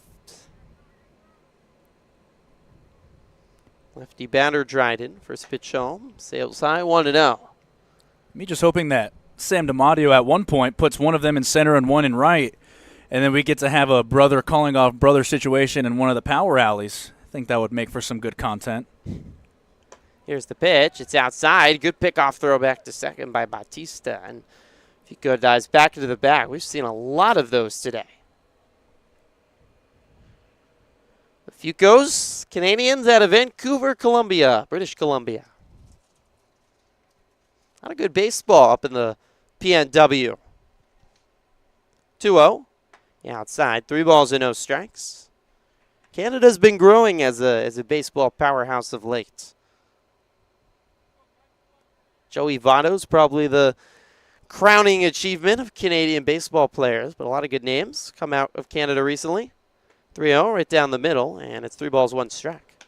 Just growing the game, and that's why the events such as, you know, the Olympics and the World Baseball Classic, that's when it's really the fun. games in London last month, Mets and Phillies. Exactly. Here's the 3-1. Outside, ball 4, and Dryden will join his brother on the base pass. Owen at second, Dryden at first. Logan Worden comes to the plate with 2 outs. Designated hitter struck out back in the second. The Jacks threatening. They trail 2-1 here in the bottom of the 4th, but have 2 on and 2 out. House peeks over his shoulder at first, or Camper, excuse me. Looks back at second now and delivers. Swing and a foul tip that bounced off Bautista, who's in a little bit of pain. Zach Novus comes out to check on the sturdy catcher. Not envying Bautista by any stretch of the imagination. These catchers have taken a little bit of a rough liking to some of these foul balls and pitches, but once again, just the life of a catcher. Bautista has been really good, had that caught stealing back in the 3rd. Good catchers are hard to find, but I keep going back on that statement as I watch these PSCL games. You're seeing pretty much 1 to 2 good catchers on every team. So Bautista okay. Umps gave him a little extra time. That's an 0-1 count to Logan Worden. Owen Fuco at second, Dryden Fuco at first. The 1 inside, 1-1. Blue Sox took down the A's 3-0 on the stadium in the morning, and the Colonials defeated the Haymakers 7-6 on the backfield. That was a good ball game. The Colonials quietly keep on winning. They're now 8-5 on the season. 1-1. He is low. 2 balls and 1 strike. That's always the interesting thing about the Colonials, at least right now, Griff, that coming into today, their run differential was +3. So you're not seeing these big 20 pluses that, you know, the Jacks and the Blue Sox were putting up. But you still see them in second place and having an opportunity to still make a run as of right now if the playoffs were to start today. Camper peeks back at second and fires home. Fastball at the letters. 2 balls and 2 strikes. Owen Fuco at second, Dryden Fuco at first. 2 outs, bottom of the 4th, and a 2-2 count to Logan Worden with the Jacks trailing 2-1. Camper peers in, glove at his hip. He's got the sign at the belt now. Kicks and delivers. Grounded third base side, diving the third baseman Dawson, gloves it, long throw across the diamonds, wide of the bag. Kretzer comes off to take it, and the bases are loaded. Oregon reaches on an infield single. Dawson made a great play to keep the ball in front of him. That saved a run, but his long throw across the diamond was just wide of the bag, and Kretzer had to come off to get it. My goodness, I didn't think he was going to even get up to attempt that throw, Griff, because it's such a tough play down the line. It's probably the farthest throw you can make as an infielder. And he still gave himself enough of a shot, but he wasn't able to plant his feet. A good job over at first by Kretzer to make sure it didn't get anywhere, and you at least give yourself a chance with the bases loaded. Back to the top of the order, too, and Nick Eli. First pitch home is fouled back to the screen. Eli, 0 for 1 today, was hit by a pitch back in the third. Ideal candidate, experienced player to have at the plate here for Sam DiMatteo with the bases juiced. Camper at the belt, kicks and fires. Grounded, up the middle, through, base hit. This should give the Jacks the lead. One run across, Dryden Fuco hustling around. The throw is late, and the Lumberjacks take the lead 3-2 on a 2 RBI single from Nick Eli. He's been just reliable in terms of not only setting the table, but also driving runs in throughout the season. It's a good turnaround third, too, for Fuco. And it just allows Eli to stack up a couple of big numbers that he started to put up throughout the season for Sam DiMatteo and this Lumberjacks team. His 4th and 5th RBIs of the season. 3 straight runners have reached with 2 outs. Dryden Fuco worked a long walk. Logan Warden the infield single, and then Nick Eli comes through with a ground ball base hit up the middle to give the Lumberjacks the lead back. 2 across in the 4th for a 3-2 lead. Jacks will use a courtesy runner for Nick Eli out at second base and Johnny Alley.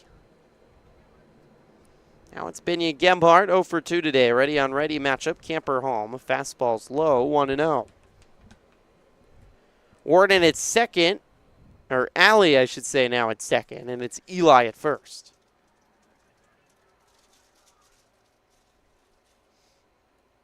One-0 home. Fouled straight back. Look out right over our heads. We're okay. 1-1.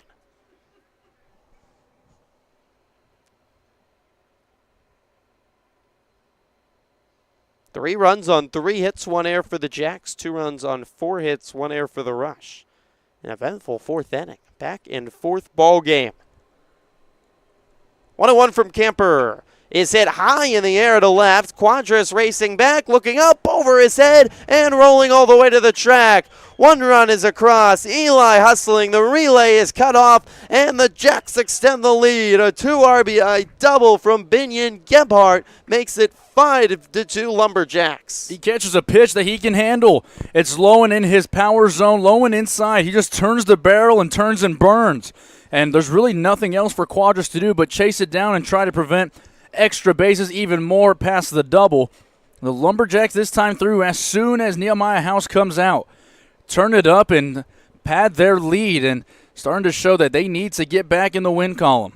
A 4-run 4th inning for the Jacks to take the lead. 4 straight batters have reached with 2 outs. Clutch hitting by the Lumberjacks. I mean, Dryden Fuco was down to his last strike with 2 outs and just 1 on in the 4th. And since then, the Jacks have exploded to put up a crooked number. First pitch to Ben Wade bounces outside for a ball, 1-0. 89 off the bat on the 2 RBI double by Gebhardt over the head of the left fielder Quadras.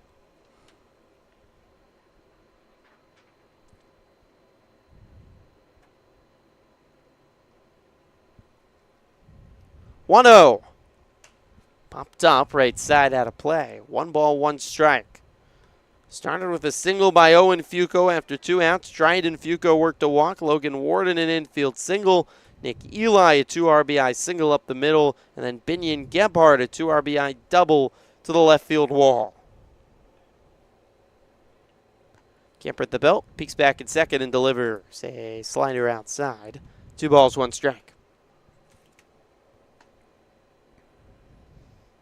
The Rush took the lead with a run across in the 4th. The Jacks have responded, showcasing their championship mentality they have for the back-to-back champs. 2-1. Fastball inside, 3 balls and 1 strike. And Camper looking a little frustrated on the mound now. Joseph Cook is down in the visiting bullpen, another COD guy. Should this be the end of the line pretty soon here for Camper? He's at the belt and delivers. Grounded right side, a couple steps over the first baseman. Kretzer gloves it and races to the bag for the third out of the inning. 4 runs come across a big Lumberjacks inning to take a 5-2 lead on the PSCL Broadcast Network. Shopping for car insurance is confusing. Holy cow. Great. Now we have a cow in our kitchen. Why did you say that? Because I don't know what coverage to choose. So just say the State Farm jingle. A State Farm agent can go over all your options with you and help choose coverage that meets your needs. Dude, cow, could you move? Like a good neighbor, State Farm is there.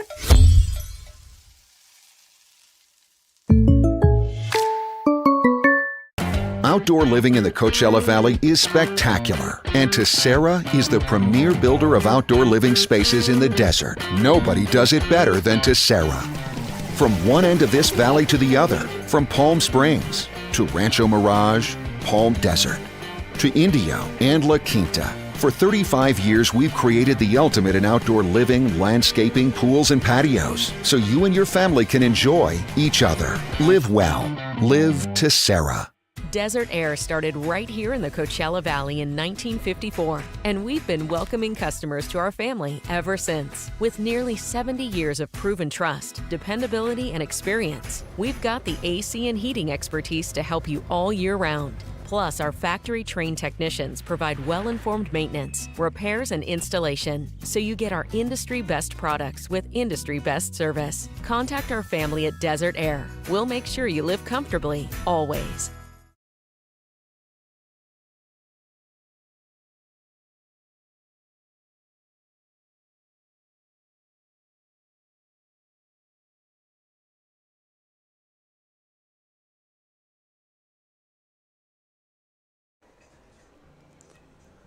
Five-2 lead for the Lumberjacks over the Rush. A 4-run fifth inning for the Jacks, showing their championship medal. Puts them in front as they try to get a key win over the Rush and extend their lead atop the Southern Division standings in the PSCL with just over a week left to go before the playoffs are upon us. Griffin Epstein, EJ Sanchez here on the PSCL Broadcast Network. EJ, it's been another great day here at the ball game. We really were looking at the schedule yesterday and finding, wow, we lucked out with the doubleheader we've had, and it's delivered both games. I mean, 4 of the 5 best teams in the PSCL, you can't really ask for much more than that. We got a great one earlier, included an inside-the-park home run that we got to be there for in the Blue Sox 3-0 win over the A's. And really, this has been one that's been circled on a lot of people's calendars that are just spectating the PSCL, and 2 teams that could be playing, late into the PSCL season for a championship here in just a couple weeks.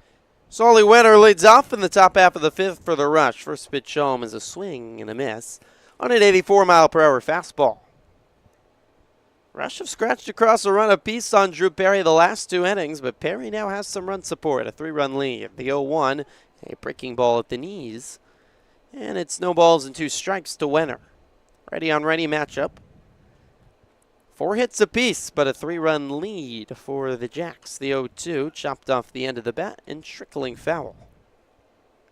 The take before from Winter, I'm signaling up here to potentially double up on the breaking ball, because when you get a batter to turn his shoulder like that, it's usually a good sign to repeat the pitch again if you got that kind of reaction the first time. 0-2. Inside. 1 ball and 2 strikes. Jack's pen is quiet. Perry's worked around some base runners and has overall had a nice performance working into the 5th. The 1-2 swing and a miss. Took something off it, and Winter's down on strikes. Well, the playoffs are just over a week away, and it's a good time to check the PSCL standings. We'll start in the South, where these 2 teams are fighting for first place. The Lumberjacks enter today 9-4, a half game up over the Rush at 8-4. The first pitch to Hunter Anderson is lined into right center. Cam Tarling back under the baseball makes the catch, and there's 2 away. Colin McCormick will come up next with the bases empty here in the top half of the 5th. It's 5-2 Jacks. So a half game lead for the Jacks over the Rush. The A's falling today. They fall under 500, 6 and 7. They're now 3 games back of the Lumberjacks. The Haymakers also lost today. They're now 4 and 9, 5 games back of the Jacks. And MLB DC China is off today. They're 2 and 11 on the season. McCormick takes the first pitch strike. Perry turns and delivers. Oh, inside. And McCormick scoots forward and gets out of the way of the ball. That flies behind his back, 1-1. In the North, the Blue Sox win again, so they're 11 and 2. The Colonials won, so they stay 3 games back of the Blue Sox at 7 and 5. The Bootleggers, the day off today, they're 7 and 5. And the Coyotes playing right now on the backfield, 6 and 6. They're playing against the Bombers, who are 2 and 10. Rounding out the standings in the North. As McCormick takes low, and it's now 2 balls, 1 strike. So those are your PSCL standings with 9 days left to play before the playoffs. 2-1 misses low again. 3 balls and 1 strike to McCormick. I'm just starting to fall in love with the format of the PSCL. Talking with people that have played in different summer leagues, and you play every day for 3 months, and you have an off day. 3-1 is low, ball 4, and McCormick works a walk. It's really just about how quick you get your games in. It's a true almost minor league schedule. I think you said on the air the other day with, the one off day in between, and then you go. There's a lot of almost dead time in a summer. You get in and you get out, you get your reps, you get your looks, and then you're free to do whatever you want for the rest of your summer before heading back to school. So the format of the PSCL has to be attractive for anybody that's looking for a place to play over the summer. It certainly has been for the 200 players here over a month in Palm Springs. As the first pitch to Sky Palmer is a half swing and a miss, 0-1. Palmer's 1 for 2 today and singled in the first. Perry trying to complete 5 strong. Here's the 0-1. Oh, beautiful breaking ball right at the knees. It freezes Palmer. 0-2. Look like a curveball out of the hand of Perry. Sides the shoulders, kicks and delivers. Grounded foul, third base side. What's interesting is that you see comfortable swings early on from Perry when he's starting to wonk people. Now as it's progressing through the game, you're starting to see more uncomfortable swings. And I think it's because he started to rely a little more on his out pitches, and people have to come off of the fastball. 0-2. Popped up into right field. Should be easy for Fuco. He's back and makes the catch. 1 walk, that's all in the 5th for the Rush. It's Jackson front 5-2 as we head to the bottom half of the frame on the PSCL Broadcast Network. How do you define adventure? Riding the world's largest rotating tram car? Taking in SoCal's awe-inspiring views? Exploring over 50 miles of pristine wilderness? Enjoying casual or fine dining at 8,500 feet? Discovering our history? Experiencing our scenic trails? Getting that perfect souvenir? Whatever your adventure, you'll find it at the Palm Springs Aerial Tramway. Adventure at its peak. Begin your adventure at pstramway.com. Family setting, we come and we get into conversation, and it's comfortable here is what I guess I'll say. It's comfortable. The hot cocoa has whipped cream and sprinkles in the whipped cream in the hot cocoa. Very family oriented. They cater to the kids. They got the coloring books and crayons, and they have kid-sized stuff about almost for everything that you would want. So young and old, everybody can enjoy it. It's the best. Made from scratch memories. Elmer's. We just got our best ever ratings from U.S. News and World Report. We're the #1 hospital in Riverside and San Bernardino counties. High performing in 17 common procedures from joint replacements to heart attack care. And for the first time, national ranking as high performing in 3 adult specialties. We're proud of these ratings, but what matters most, as always, is how we rate with you. Learn more at eisenhowerhealth.org/awards.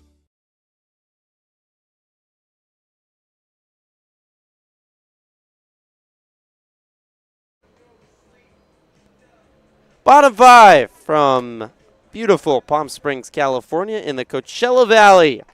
Under sunny skies, 3rd week of action. The Power Summer Collegiate League. The Lumberjacks lead the Rush today 5-2. It's been a back and forth ball game. The Jacks led early 1-0. The Rush chipped across the run in the third and the fourth, but then it was a big 4-run frame in the bottom of the fourth. Off Jackson Camper with a couple of key 2-out, 2 RBI hits from the top of the Jacks order. Nick Eli had a 2 RBI single. Binion Gemhart had a 2 RBI double. That keyed the fourth inning. To start off the fifth, it will be Anthony Thomas, the extra hitter. He takes the first pitch outside for a ball. Thomas has reached twice today, and he's done it with free passes. Hit by a pitch and walked. 1-0. Fouled left side, now to play. 1-1. Private jet takes off from Palm Springs International Airport, soaring over the field just past center field.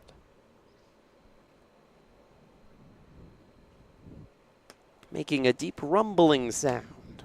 And otherwise a quiet and still day. The 1-1 outside. 2 balls and 1 strike. It's great to have everyone tuned in on the PSCL Broadcast Network from all over the country and the world. The 2-1 is high, 3 balls and 1 strike. Larry is watching 30,000 feet over Ohio. I don't know how you do that. I would love to hear the story. Larry. I would love to hear the story. Very talented. He's on his way to Jersey. 3-1. Outside, ball 4. How about that? Anthony Thomas finding ways to get on today. He has 2 walks and a hit by pitch. The leadoff runner's aboard in the bottom of the fifth. No at-bats but a stolen base, and I think this will be the end of the line for Mr. Camper after an inning plus. Zach Novus walking out to the bump, taking the ball from Camper, and the Rush are going to the bullpen. So we'll step aside and tell you all about the new reliever when we come back. It's 5-2 Lumberjacks in the bottom of the fifth on the PSCL Broadcast Network. Whether you're building, landscaping, renovating, refreshing, or simply researching,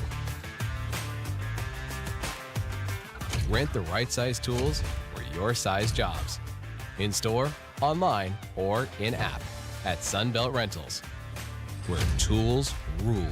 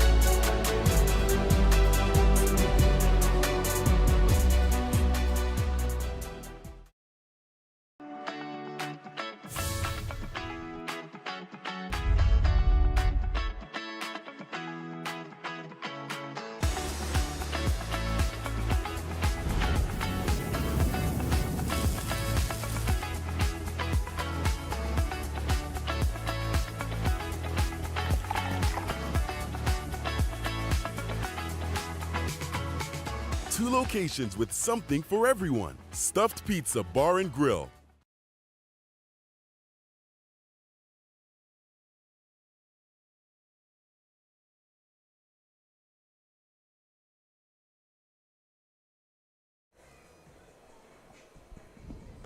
Joseph Cook, the righty out of College of the Desert, into the ball game for the Rush with 1 on and nobody out in the bottom of the fifth. The Lumberjacks leading 5-2. Cook making his 6th appearance of the season, which is by far the most. That's, in fact, double more than almost any other Rush pitcher. So he's been busy, including has a win on the season. 8 innings pitched. He has allowed 16 runs, 6 walks, and 3 strikeouts. Got off to a really good start on the season. Scoreless outings in his first 2, and has given up a few runs, though, in his past couple outings. We're going to keep the Rush in this ball game in the bottom of the fifth. 1 on with nobody out. Cook will face Eric Areola. Cook peeks over his shoulder at Anthony Thomas. Areola's 0 for 2 today. First pitch flies home to the Lubbock Christian third baseman and misses outside 1-0. Cook's going to be coming out with a cutter, 4-seam, 2-seam, and circle change 4-pitch mix. And just judging by the arsenal, definitely going to pitch to contact and make his hay around missing barrels. 1-0 on the outside corner for a strike. 1-1.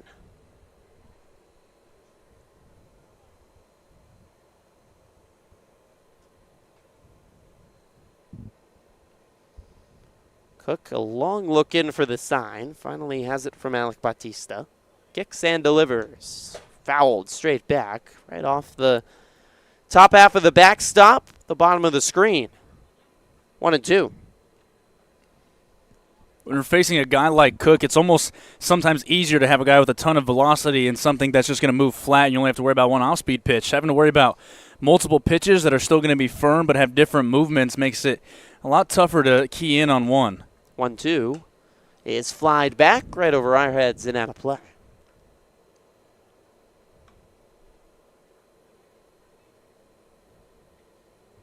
Arriola takes a big deep breath and straddles back into the batter's box. Bright red batting gloves as he waggles a black bat in the air.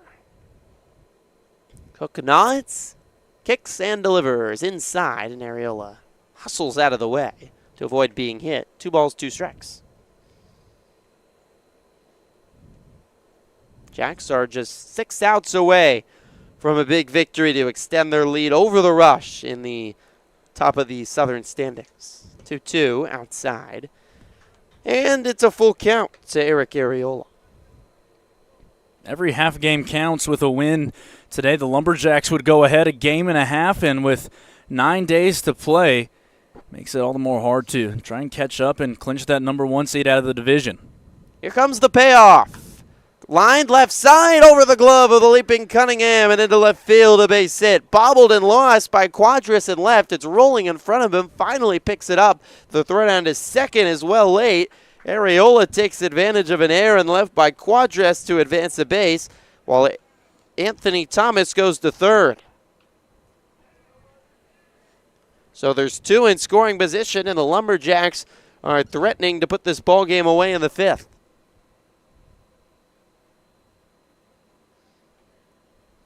Thomas at third, Arriola at second, and the dangerous Owen Fuco to the plate, 1 for 2 with a single and a run.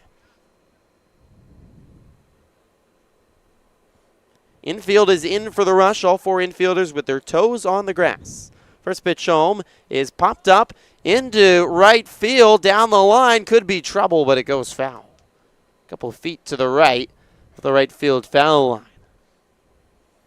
The mentality of a guy like Cook right now, and his counterpart in the battery, Bautista, is you're hunting a soft ground ball, or you have to hunt the strikeout if you get to 2 strikes. This isn't a situation where you can play to give up a run. No, now this is a time of the game where you're down by 3, and you really need to make a concerted effort to make sure you're missing bats, and if you are allowing contact, it has to be within these pulled-in infield. 0-1 to Fuco. Cook's home. It's low. Good stop on a hop by Bautista to keep it in front of him. The ball rolls back in front of home plate. That saves a run. On the flip side of it, if you're Owen Fuco, it has to be the mentality of seeing a pitch up in the zone and knowing that you have to hit something hard in the middle of the field, possibly elevate it. This is a team at bat right now where you don't have to do anything crazy. You just have to get one job done. 1-1. Grounded left side, past 2 blue jerseys into left field. 1 run will score. It's 6-2 Jacks. RBI single by Fuco, who hit it just hard enough to somehow sneak it through the 5-6 hole past Dawson and Cunningham. A 2-hit day for Fuco, and now he has an RBI to boot. Doesn't matter how the job gets done as long as it does. And I'm sure that's a sentiment that Sam DiMatteo is telling one of the Fuco brothers after he's had a very nice day at the plate and comes through in a really big spot here for the Jacks. So Arriola moves to third, Fuco aboard at first. The Jacks extend the lead to 6. They've scored 5 unanswered. First pitch swinging right side to Swant, throw home, and now in a rundown is Arriola. He's tagged out by Bautista, and there's the second out. I'd have thought the Rush could have tried to turn 2, but with nobody out, they decide to throw home to Arriola and avoid the runner scoring for the first out of the inning. That's just a heady play by Easton Kretzer because typical wisdom, you would think that, but you are down 4, and he trusts himself to still get a read, and Arriola, who was off with the pitch, takes off. You prevent the lead runner, you still set yourself up for a double play. Fuco at second, Swant now at first. Cam Tarling's the batter, swings at the first pitch, lines it into center. Sky Palmer over to make the jogging grab, 2 away, and both runners stay put. So 2 quick outs now for Cook, trying to settle things down here in the 5th and allow just 1 across and keep the rush within shouting range. See if Drew Perry comes back out for the 6th or they get to face a reliever. Dryden Fuco will stand in. He's walked twice today and scored. Lefty batter for Cook to face. Cook looks back at second. Beige brown glove at the chest and home. Fastball low. 1 ball and no strikes. That'll officially close the book with Thomas scoring on Camper. We'll get you his final line in just a moment. 1-0 from Cook. Lined high in the air, down the right field line. Wenner racing back, looking up, and dropped the baseball off his glove and onto the turf. Another run will come across, 2 in the inning, across for the Jacks to make it 7-2. Wenner just never really saw the baseball and couldn't hold on to a basket catch. The reason why it's such a tough error for Wenner and right is because he was camped under it. It was just a matter of getting his glove up, and by the time he got it up, the ball had already hit the ground. And the Jacks, after trailing, as you said, Griffin, with 6 unanswered. A pinch hitter for Logan Warden in the 10th spot. Johnny Alley. Johnny Alley, the lefty, stands in. Swant's now at second. And Fuco aboard at first, reaching on the air to make it 7-2. First pitch swung on by Alley and popped up on the infield. Nathan Cunningham, the shortstop, underneath, and makes the snare. 2 more come across for the Jacks. They extend their lead to 7-2 as we played 5 on the PSCL Broadcast Network. Building your business is no small undertaking, and you need the right team by your side. Whether you're just getting started or expanding nationwide, Pacific Premier Bank is here to support your business every step of the way. As your trusted banking partner, we can help guide you down the right path with customized solutions designed for your business. We'll help you achieve the success you deserve. Pacific Premier Bank. Let's build your future together. Hey, Power Baseball fans. Looking to hit a home run against pests in your home? Rudy's Pest Control is your winning choice. Rudy's Flex 80/90 Pest Control Plan offers effective and affordable protection with just 5 visits a year instead of the usual 12, so you'll have more time to do what you love. Visit rudyspest.com or call 760-746-PEST and declare, heck no, 12's gotta go. Rudy's Pest Control is your home run choice, so get started today. There's something winning in the Agua. Catch all the action at 360 Sports at Agua Caliente Casinos. Watch your favorite teams on our giant wraparound screens. See live scores on the LED sports ticker. Win big with our bar top games and enjoy great twists on bar food favorites. And with 3 premier casino locations, 360 Sports is the ultimate fan experience. For more information, visit aguacalientecasinos.com.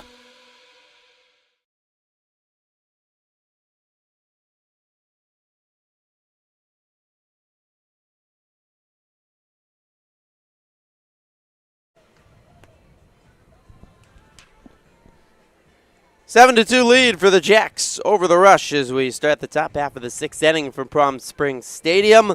Drew Perry's working on a nice day. He'll go into the 6th inning, and he's gotten great run support over the last 2 innings. 4 come across in the 4th for the Jacks to take the lead. They had 2 more in the 5th, and certainly they were happy to see the starter, Nehemiah House, gone. House didn't allow a hit in 3 excellent innings, but the bullpen for the Rush has not fared as well. Perry readies and fires his first pitch of the 6th inning, in for a swing and a miss from Nathan Cunningham, the shortstop, who's walked and grounded out today. Perry home. It's low. 1-1. Jackson Camper's final line going an inning plus. He gave up 4 hits. He ended up giving up all 5 runs earned, 2 walks, a strikeout. Sails outside, 2 balls and 1 strike. Here comes pitch number 100 on the day for Drew Perry. Dips down and delivers. Flied foul. 2-2. Long day at the office for Drew Perry. He's worked around a lot of traffic on the base pass and 3 outs from a quality start and certainly in line for the win. Given the Jacks pitching staff plenty of rest as well. I mean, there's certainly some talented arms. You think James Williams, especially the ace of the staff for the Lumberjacks. Caden Stillwell's had a great season as well. 2-1. Swing and a miss. That's strike 3. Changeup down in the zone was nasty. And Perry parades around the mound with another strikeout. That is his 9th of the day.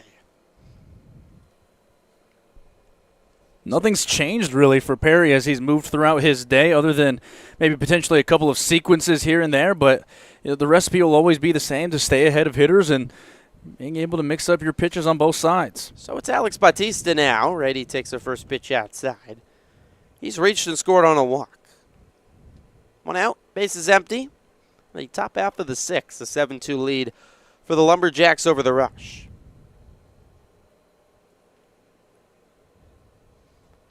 Perry hoping for his first win of the season. He just pitched 4 1/3 in 3 outings today, and now he's working into the 6th. The length is impressive as Bautista fouls one down the third base line, 1-1. Just what the doctor ordered for Sam DiMatteo and the Lumberjacks squad. It was James Williams' day to throw, but Drew Perry getting thrown in with a little scratch start in there. Now how much better do you feel about your pitching for the rest of the week, knowing you have a win over a division opponent, as trotting down to first after the hit by pitch is Bautista? But you feel so much better about how your bullpen looks and how your just rotation in general looks coming down the stretch before you hit July 4th. So Bautista's aboard at first. Another hit by pitch today, though that's the first from Perry. 1 on, 1 out for Caden Dawson, who's 0 for 2.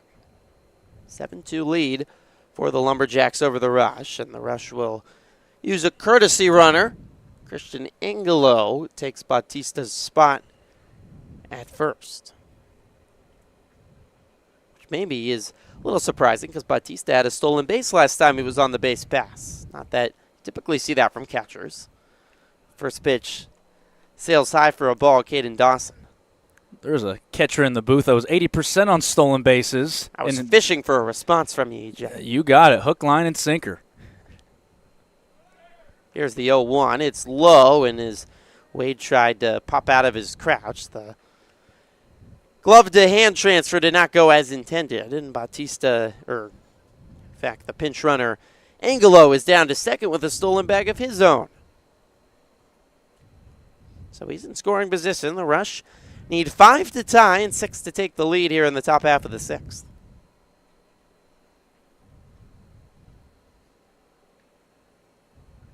Perry kicks and fires. Fastball is a strike right down the middle. 1-2. It does seem slightly daunting right now to come back from 5 runs, but Griffin, at the same time, if you're able to chip away and maybe get 2 or 3 here, you at least give yourself a chance going into the 7th. Comes the 2-1. It's outside. 3 balls and 1 strike.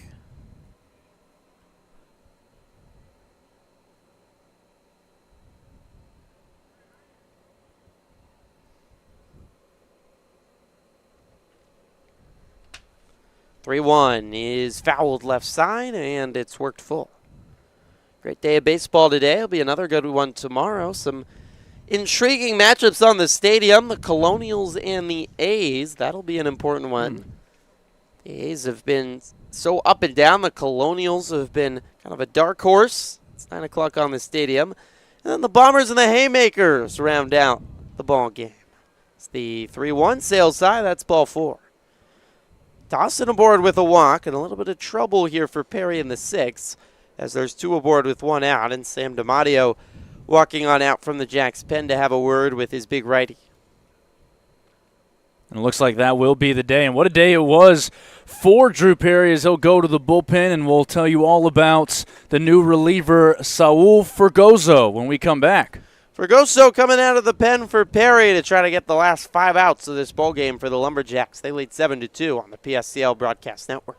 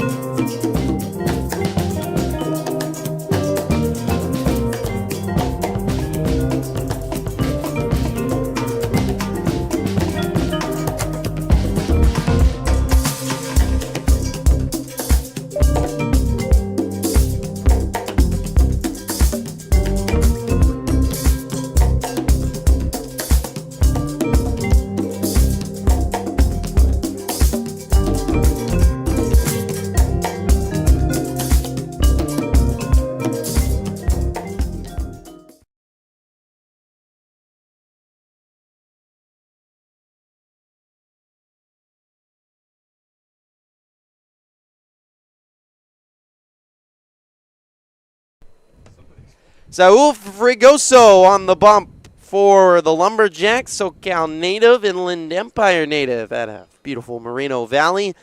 Try to get the last 5 outs of the ball game for the Lumberjacks, who are looking for their 10th win of the season. Frigoso coming out of the bullpen today for the Jacks. His 5th appearance on the season, 8 innings pitched. He's allowed 6 earned runs on 5 hits, 10 walks, and 5 strikeouts. Saul, one of the stars of the uncommitted games we held on Monday in front of a lot of college scouts and coaches, and we were able to live stream it for the coaches that weren't able to make it. A fastball that would ride anywhere from the low to mid-80s. Was a lot of fun on Monday, getting to showcase some of the players still looking for new homes, and looked like there was a fair amount of coaches and scouts in attendance. And hopefully in the next couple of weeks, some of these players will get to celebrate their new homes for the new year. Derek Ball is the batter. First batter for Frigoso to face. 1 for 2 today. First pitch home. Fastball in the dirt. 1-0. Oh, look out at second. Throwback from Wade. Not in time. Oh. Angelo got totally lost out in second. He was like a deer in the headlights about 10 steps out from second base. And Wade stared him down and put a picture-perfect throw. That was just a second late. Nearly the second out of the inning, so it's a 1-0 count now on Ball. Frigoso home. Chop left side, could be 2. Racing in an Eli to glove it. Throws to second for 1 to first. No in time. Swan holds on to the baseball, and it's a 6-4-3 inning-ending double play. We go to the bottom of the 6th, 6-2 Jacks on the PSCL Broadcast Network.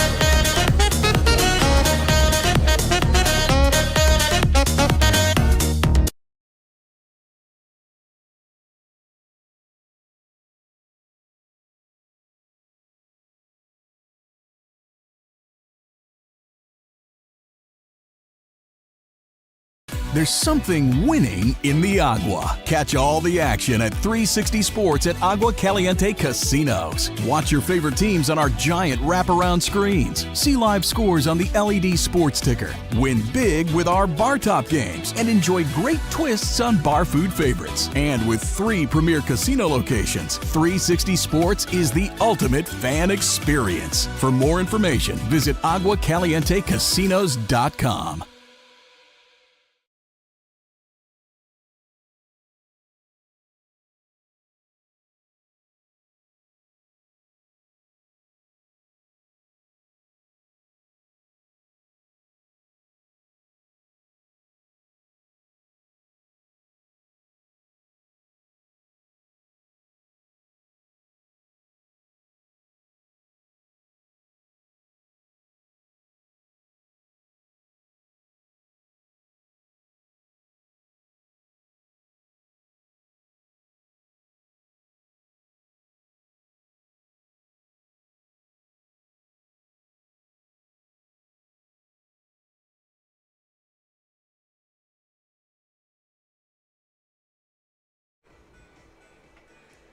Bottom 6 as we wrap up Thursday on week 3, day number 15.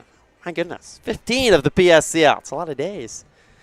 Here from Palm Springs Stadium, it's been another great day on the stadium. We had a thriller in Game 1. What a performance by Alec Hawking, the righty for the Blue Sox from Sacramento. He was brilliant, earning the win as the Blue Sox shut out the A's 3-0. The Lumberjacks have scored 6 runs over the last 2 innings here in game number 2 to take a 7-2 lead over the Chill. First pitch swinging by Nick Eli, grounded to second. There is Derek Ball to toss to first. 1 pitch, 1 out for Joseph Cook, who's back out to work the bottom of the 6th.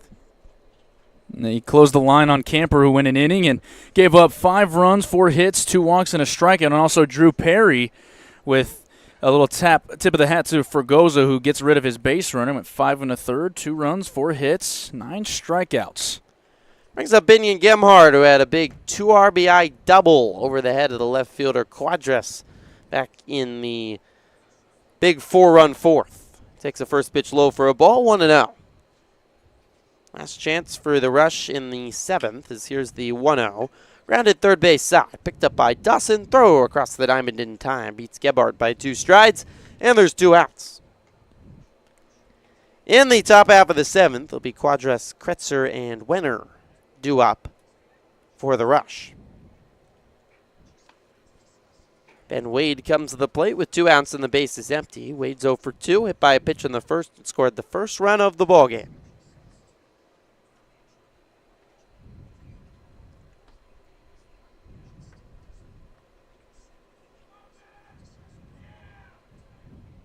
Cook delivers. Fastball inside, 1-0. Wade, who's sitting at 0 for 2 with a hit by pitch. You hear a little extra cheering right now, at least from our vantage point from the Lumberjacks bench. A game where your offense is really excelling, you want to see the guy who hasn't gotten in on it get a piece of the action. 1-0 is, well, that's one way to get a piece of an action. Fouled it off the inside of his foot, and now he's limping down the third base line trying to get the stinger out. Wincing as he looks up here towards the press box. Not the action he was looking for. Don't think so.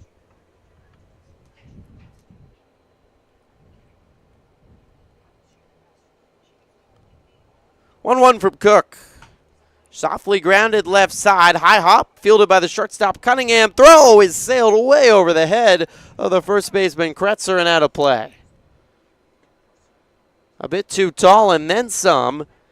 And he's 6, and Wade will go down to second with the ball going out of play. See if we can get Anthony Thomas an official at bat, huh?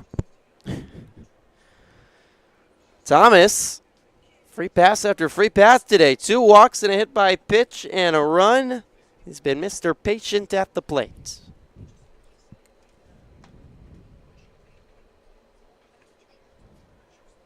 Kind of been the story of Thomas's season. His batting average .222 entering today, but his on-base percentage .444. Now has 8 walks on the season in 10 games. First pitch home to the lefty is low. Taking down to third is the runner Wade. He's out. Thrown out. That was Joe Jimenez, in fact, the courtesy runner, and Alec Batista throws him out at third base, and EJ's unable to contain himself on a great play by the catcher Batista, who's had a nice game behind the plate. Last gasp for the Rush in the top half of the 7th. Lumberjacks lead 7-2. Don't go anywhere on the PSCL Broadcast Network. Try our big, beautiful all-day menu with more than 70 delicious dishes and our award-winning 3-course brunch for only $29.99. At Palm Springs' most popular restaurant, there's always a party at Lulu. Whenever you find yourself hungry for something real, simple, and true, we're here for you. That's what a hamburger's all about. There's something winning in the Agua. Catch all the action at 360 Sports at Agua Caliente Casinos. Watch your favorite teams on our giant wraparound screens. See live scores on the LED sports ticker. Win big with our bar top games and enjoy great twists on bar food favorites. And with 3 premier casino locations, 360 Sports is the ultimate fan experience. For more information, visit aguacalientecasinos.com.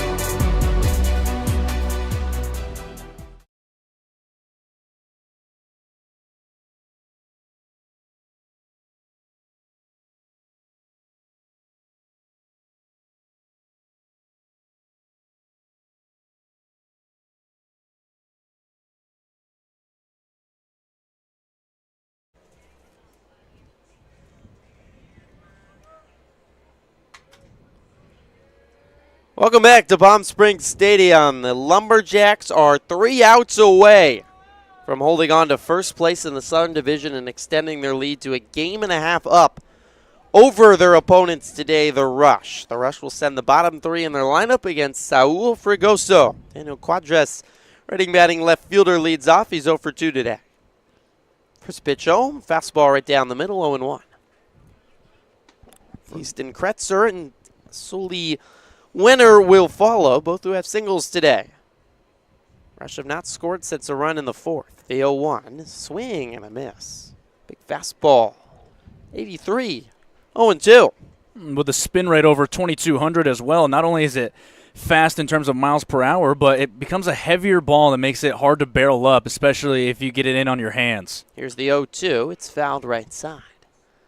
Last game going on in the backfield. How about the Bombers? They have had a nice week 3. They're up 4-1 on the Coyotes, just a couple outs away from a victory. That would be their 3rd win in their last 4 tries after starting the season 0-8. Oh, look out. It's pitch inside. And did it hit the bat or the helmet of Quadras? Well, I think Quadras wants it to be the bat, because if it hits his helmet, then it would be a strikeout right now, because he absolutely went around a swing. And if it did hit his helmet, I don't think he's saying anything. Must hit his bat. He backed out in kind of a little bit of shock. Ball buzzing around the head. The 0-2 is a floating changeup that never broke down. 1-2.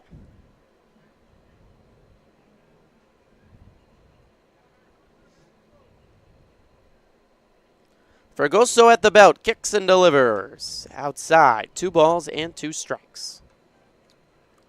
Fregoso has about a 17, 18 mile an hour difference right now between his fastball and his off-speed pitches. Here's the 2-2.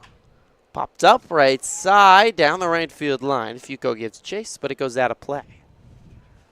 A United flight taking off from Palm Springs International Airport, heading northwest. I'm guessing, EJ, that's going to San Francisco. I'd believe you. I correctly guessed earlier this week a flight taking off going southeast. It was going to Dallas. Here's the 2-2. Check swing and a pitch inside. Appeal down to first. He did not go around, says Carlos Hernandez.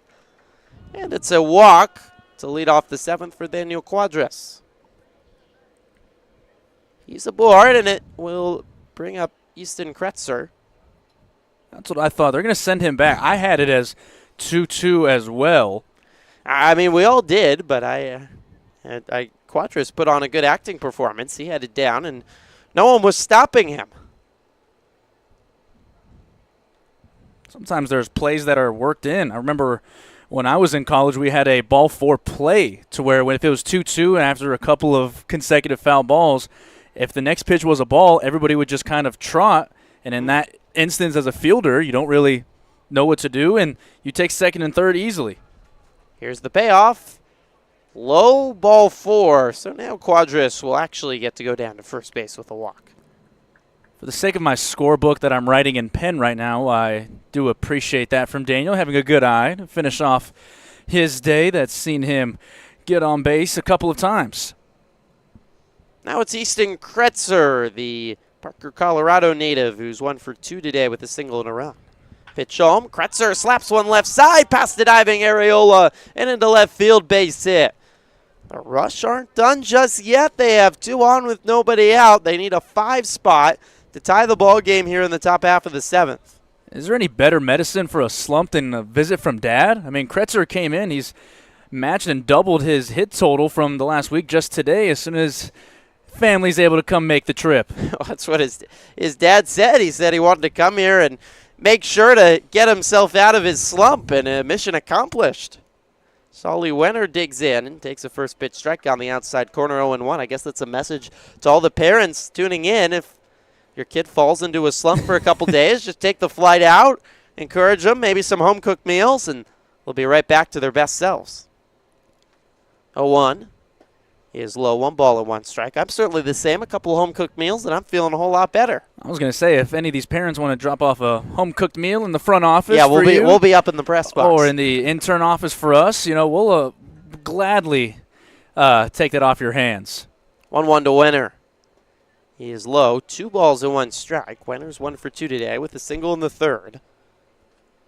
Quadras at second, Kretzer at first, nobody out, top 7. The Jacks are 3 outs away from a victory, leading by 5 runs. Here's the 2-1, inside, backing away. Wenner, 3 balls and 1 strike. This is getting a little more interesting. The Jacks dugout is quiet for now. Top of the order, and the very talented Hunter Anderson is on deck. Fergoso kicks and deals. Swing and a miss. Fastball up and a full count. This is a big pitch for momentum as the Rush try to mount a big comeback. Fergoso working on the first base side of the rubber. Has the sign.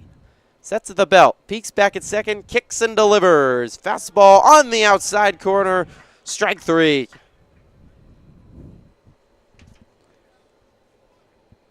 You ask if it's a strike. It's close enough in that situation to be punched out, maybe off the plate by a good 4 to 6 inches. But in that situation, it can't be left up to the umpire, Griffin. And you're trying to get the tying run to the plate, but now you're able at least to flip the lineup. Give yourself a chance. Now it's Hunter Anderson who takes the first pitch. Strike at the knees.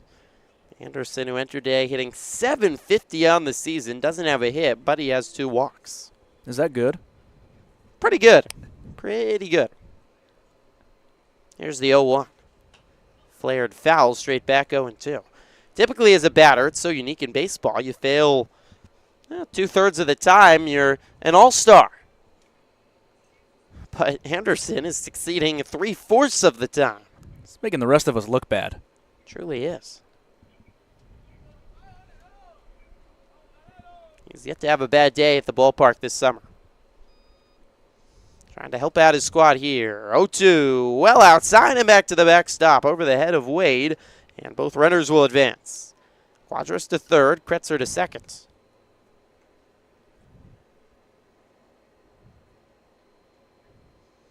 Colin McCormick is on deck. They can get it to Sky Palmer. You have a guy here in Henderson who we mentioned is batting .700. McCormick batting .421 on deck. The 1-2 home. Fly left side and drifting well out of play. Final from the backfield, the Bombers have gotten another win. They take down the Coyotes. They've won 3 of their last 4. They'll be back on the stadium tomorrow afternoon. 1-2. Grounded, shortstop side to Nick Eli. Throws across the diamond to first for the second out. Quadras will score from third, but the Jacks are fine with that. They'll trade a run for an out. So Anderson retired, 2 away. Kretzer goes to third, and Colin McCormick is the last hope for the Rush, who trail by 3. Fergoso kicks and delivers inside, and McCormick stumbling out of the way. 0 for 2 today with a run batted in and a walk for the righty extra hitter, Colin McCormick. Out of Wabash Valley College, one of the great JUCO programs in the whole country. As McCormick takes low, 1-0. Beautiful Mount Vernon, Illinois, on the banks of the Wabash. You sound familiar. It's one of America's great rivers. 1-0 home, inside, 2 balls and no strikes. Wabash Valley is always a team that when you get into the later parts of the junior college season that usually makes their way to Grand Junction for the JUCO World Series that they've been able to play in a few of the last 6 to 7 years. Had some really great prospects come out of there and go to a high D1 level. 2-0 is swung on and just foul tipped back, bouncing off the chest protector of Wade. 2-1. They get 3 balls and 1 strike to Colin McCormick. Fregoso sidesteps, kicks, and delivers. High ball 4. From the Midwest to the West Coast, Colin McCormick has his second walk of the day. When you're chasing a crooked number, Griffin, in any sort of situation at any level, really all you can hope for is getting the tying run to the plate. That's really all you can ask for. And right now, if Palmer's able to reach, you give it to Cunningham, who's been a reliable member of this lineup. That's all. You can't ask yourself to go get 5 runs, but you can give yourself, a hope and a wish, a penny thrown into the well, if you will, talking about coming back and scratching your way back into a ball game.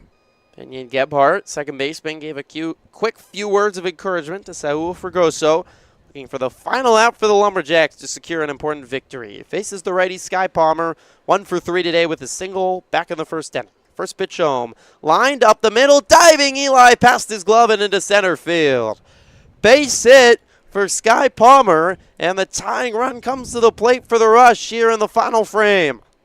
I mean, it's exactly what we talked about. This is really the only thing that you can hope for. It's not a ball that's hit all too hard, but it's on the barrel of the ball, and that's why I was able to sneak past the diving Eli there in short center field.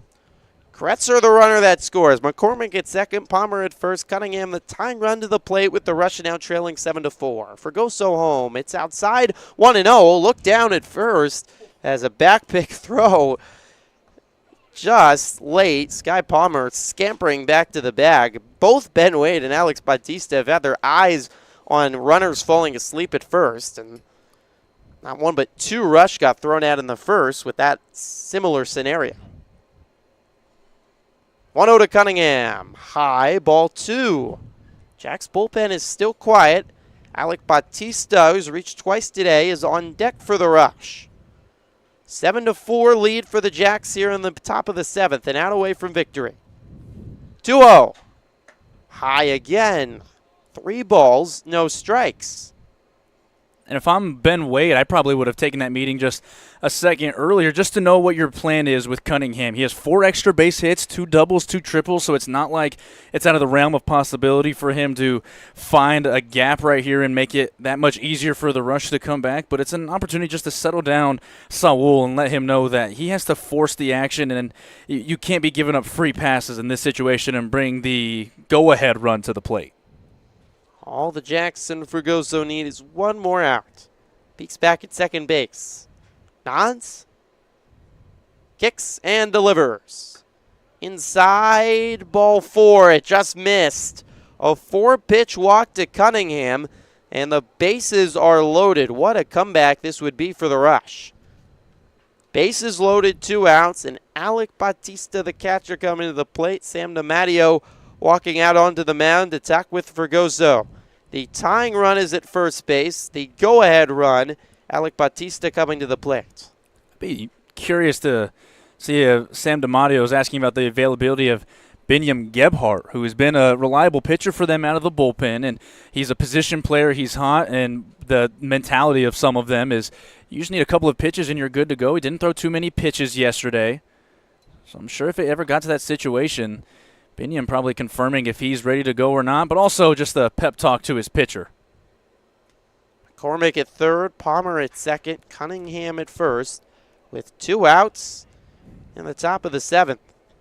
Fregoso will remain on the mound. It appears. Maybe not. Sam DiMattio's given a lot of signals to his outfield and his infield. But it looks like Fregoso will stay on. I think just some positioning for his outfield with Alec Bautista coming to the plate. 0 for 1, but he's reached on a walk and been hit by a pitch and scored once. Bases loaded, 2 outs. Jacks holding on to a 7-4 lead. The pitch home is low. Another throw down to first from the catcher, Ben Wade, and Cunningham dives in safely with that attack. McCormick at third, Palmer at second, Cunningham at first. Cunningham is the tying run here in the top of the 7th with 2 outs. Fregoso at the belt and home. Check swing on a pitch inside. Did he go? The appeal to Carlos Hernandez? No, he didn't. 2-0 to Bautista. Caden Dawson, third baseman, is on deck.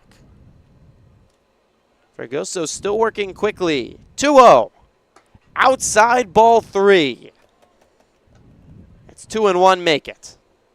I guess they said he did go around.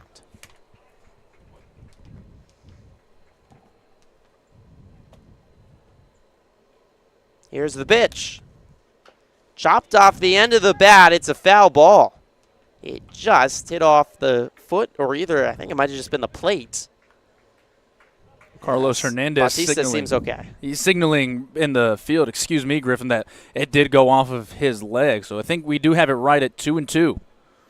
That's the sign from our home plate umpire. 2 balls, 2 strikes. Jacks a strike away. Here's the pitch. Outside corner, strike 3 called. The Lumberjacks escape in the 7th and get a key win over the Rush to move a game and a half up in first place in the Southern Division of the PSCL. You just knew that it wasn't going to be easy coming down to the final strike, the hardest 3 outs in baseball. It's to finish off any sort of game, but Fregoso does a good job of just keeping his demeanor, making sure that he keeps things in control. And as you said, it can't be much bigger of a win for the Jacks with 9 games to go left in the PSCL regular season. They had lost 3 of their last 4, but they get a key victory over the Rush, who were chasing them, hoping for a win today to go into first place. It will not happen. The Rush get their 10th win of the season to move to 10-4, move a game and a half up over the Rush, who fall to 8-5 on the season. Final totals this afternoon: 7 runs on 6 hits, 1 error for the Lumberjacks, 4 runs on 6 hits, 3 errors for the Rush. It was a back-and-forth ball game early, but really the key inning, the 4th, 4 runs scored, all with 2 outs for the Lumberjacks. They added 2 more in the 5th, 2 more in the 6th, which ended up being big as the Rush scored 2 in the 7th, loaded the bases, had the tying run on base, but Sal Fregoso ends up earning the save as he strikes out Alec Bautista to end the threat in the 7th. 2 really good ball games today. EJ, your thoughts as we move a week away from the All-Star game and just 9 days away from the start of the playoffs? I think if you were to show both of these games that we're able to call today to any prospective parent, any college coach, these are the ones you want to show that proves that there is quality talent here in Palm Springs over the summer. You saw great pitching on both sides. We saw an inside the park home run today, doubles in the gaps, great defense being played all the way around. I mean, it was just a good doubleheader for both of us to be here for, and I think this sets the table for what should be a next fun couple of weeks as we get down the stretch to July 4th and then eventually the PSCL playoffs. Into the stretch we do indeed go in the PSCL. Across the diamond today, Palm Springs Stadium Complex, your final scores: the Colonials hold off the Haymakers 7-6. The Blue Sox shut out the A's 3-0.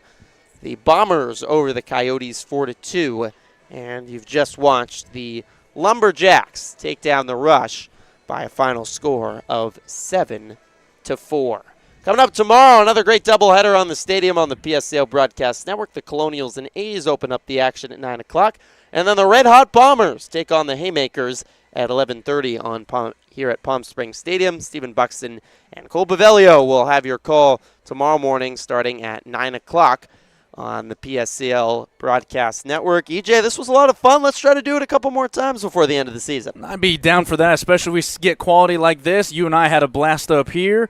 You know, a lot more stories to tell, a lot more conversations to have when you're talking about summer baseball, and I'm looking forward to it as much as anybody.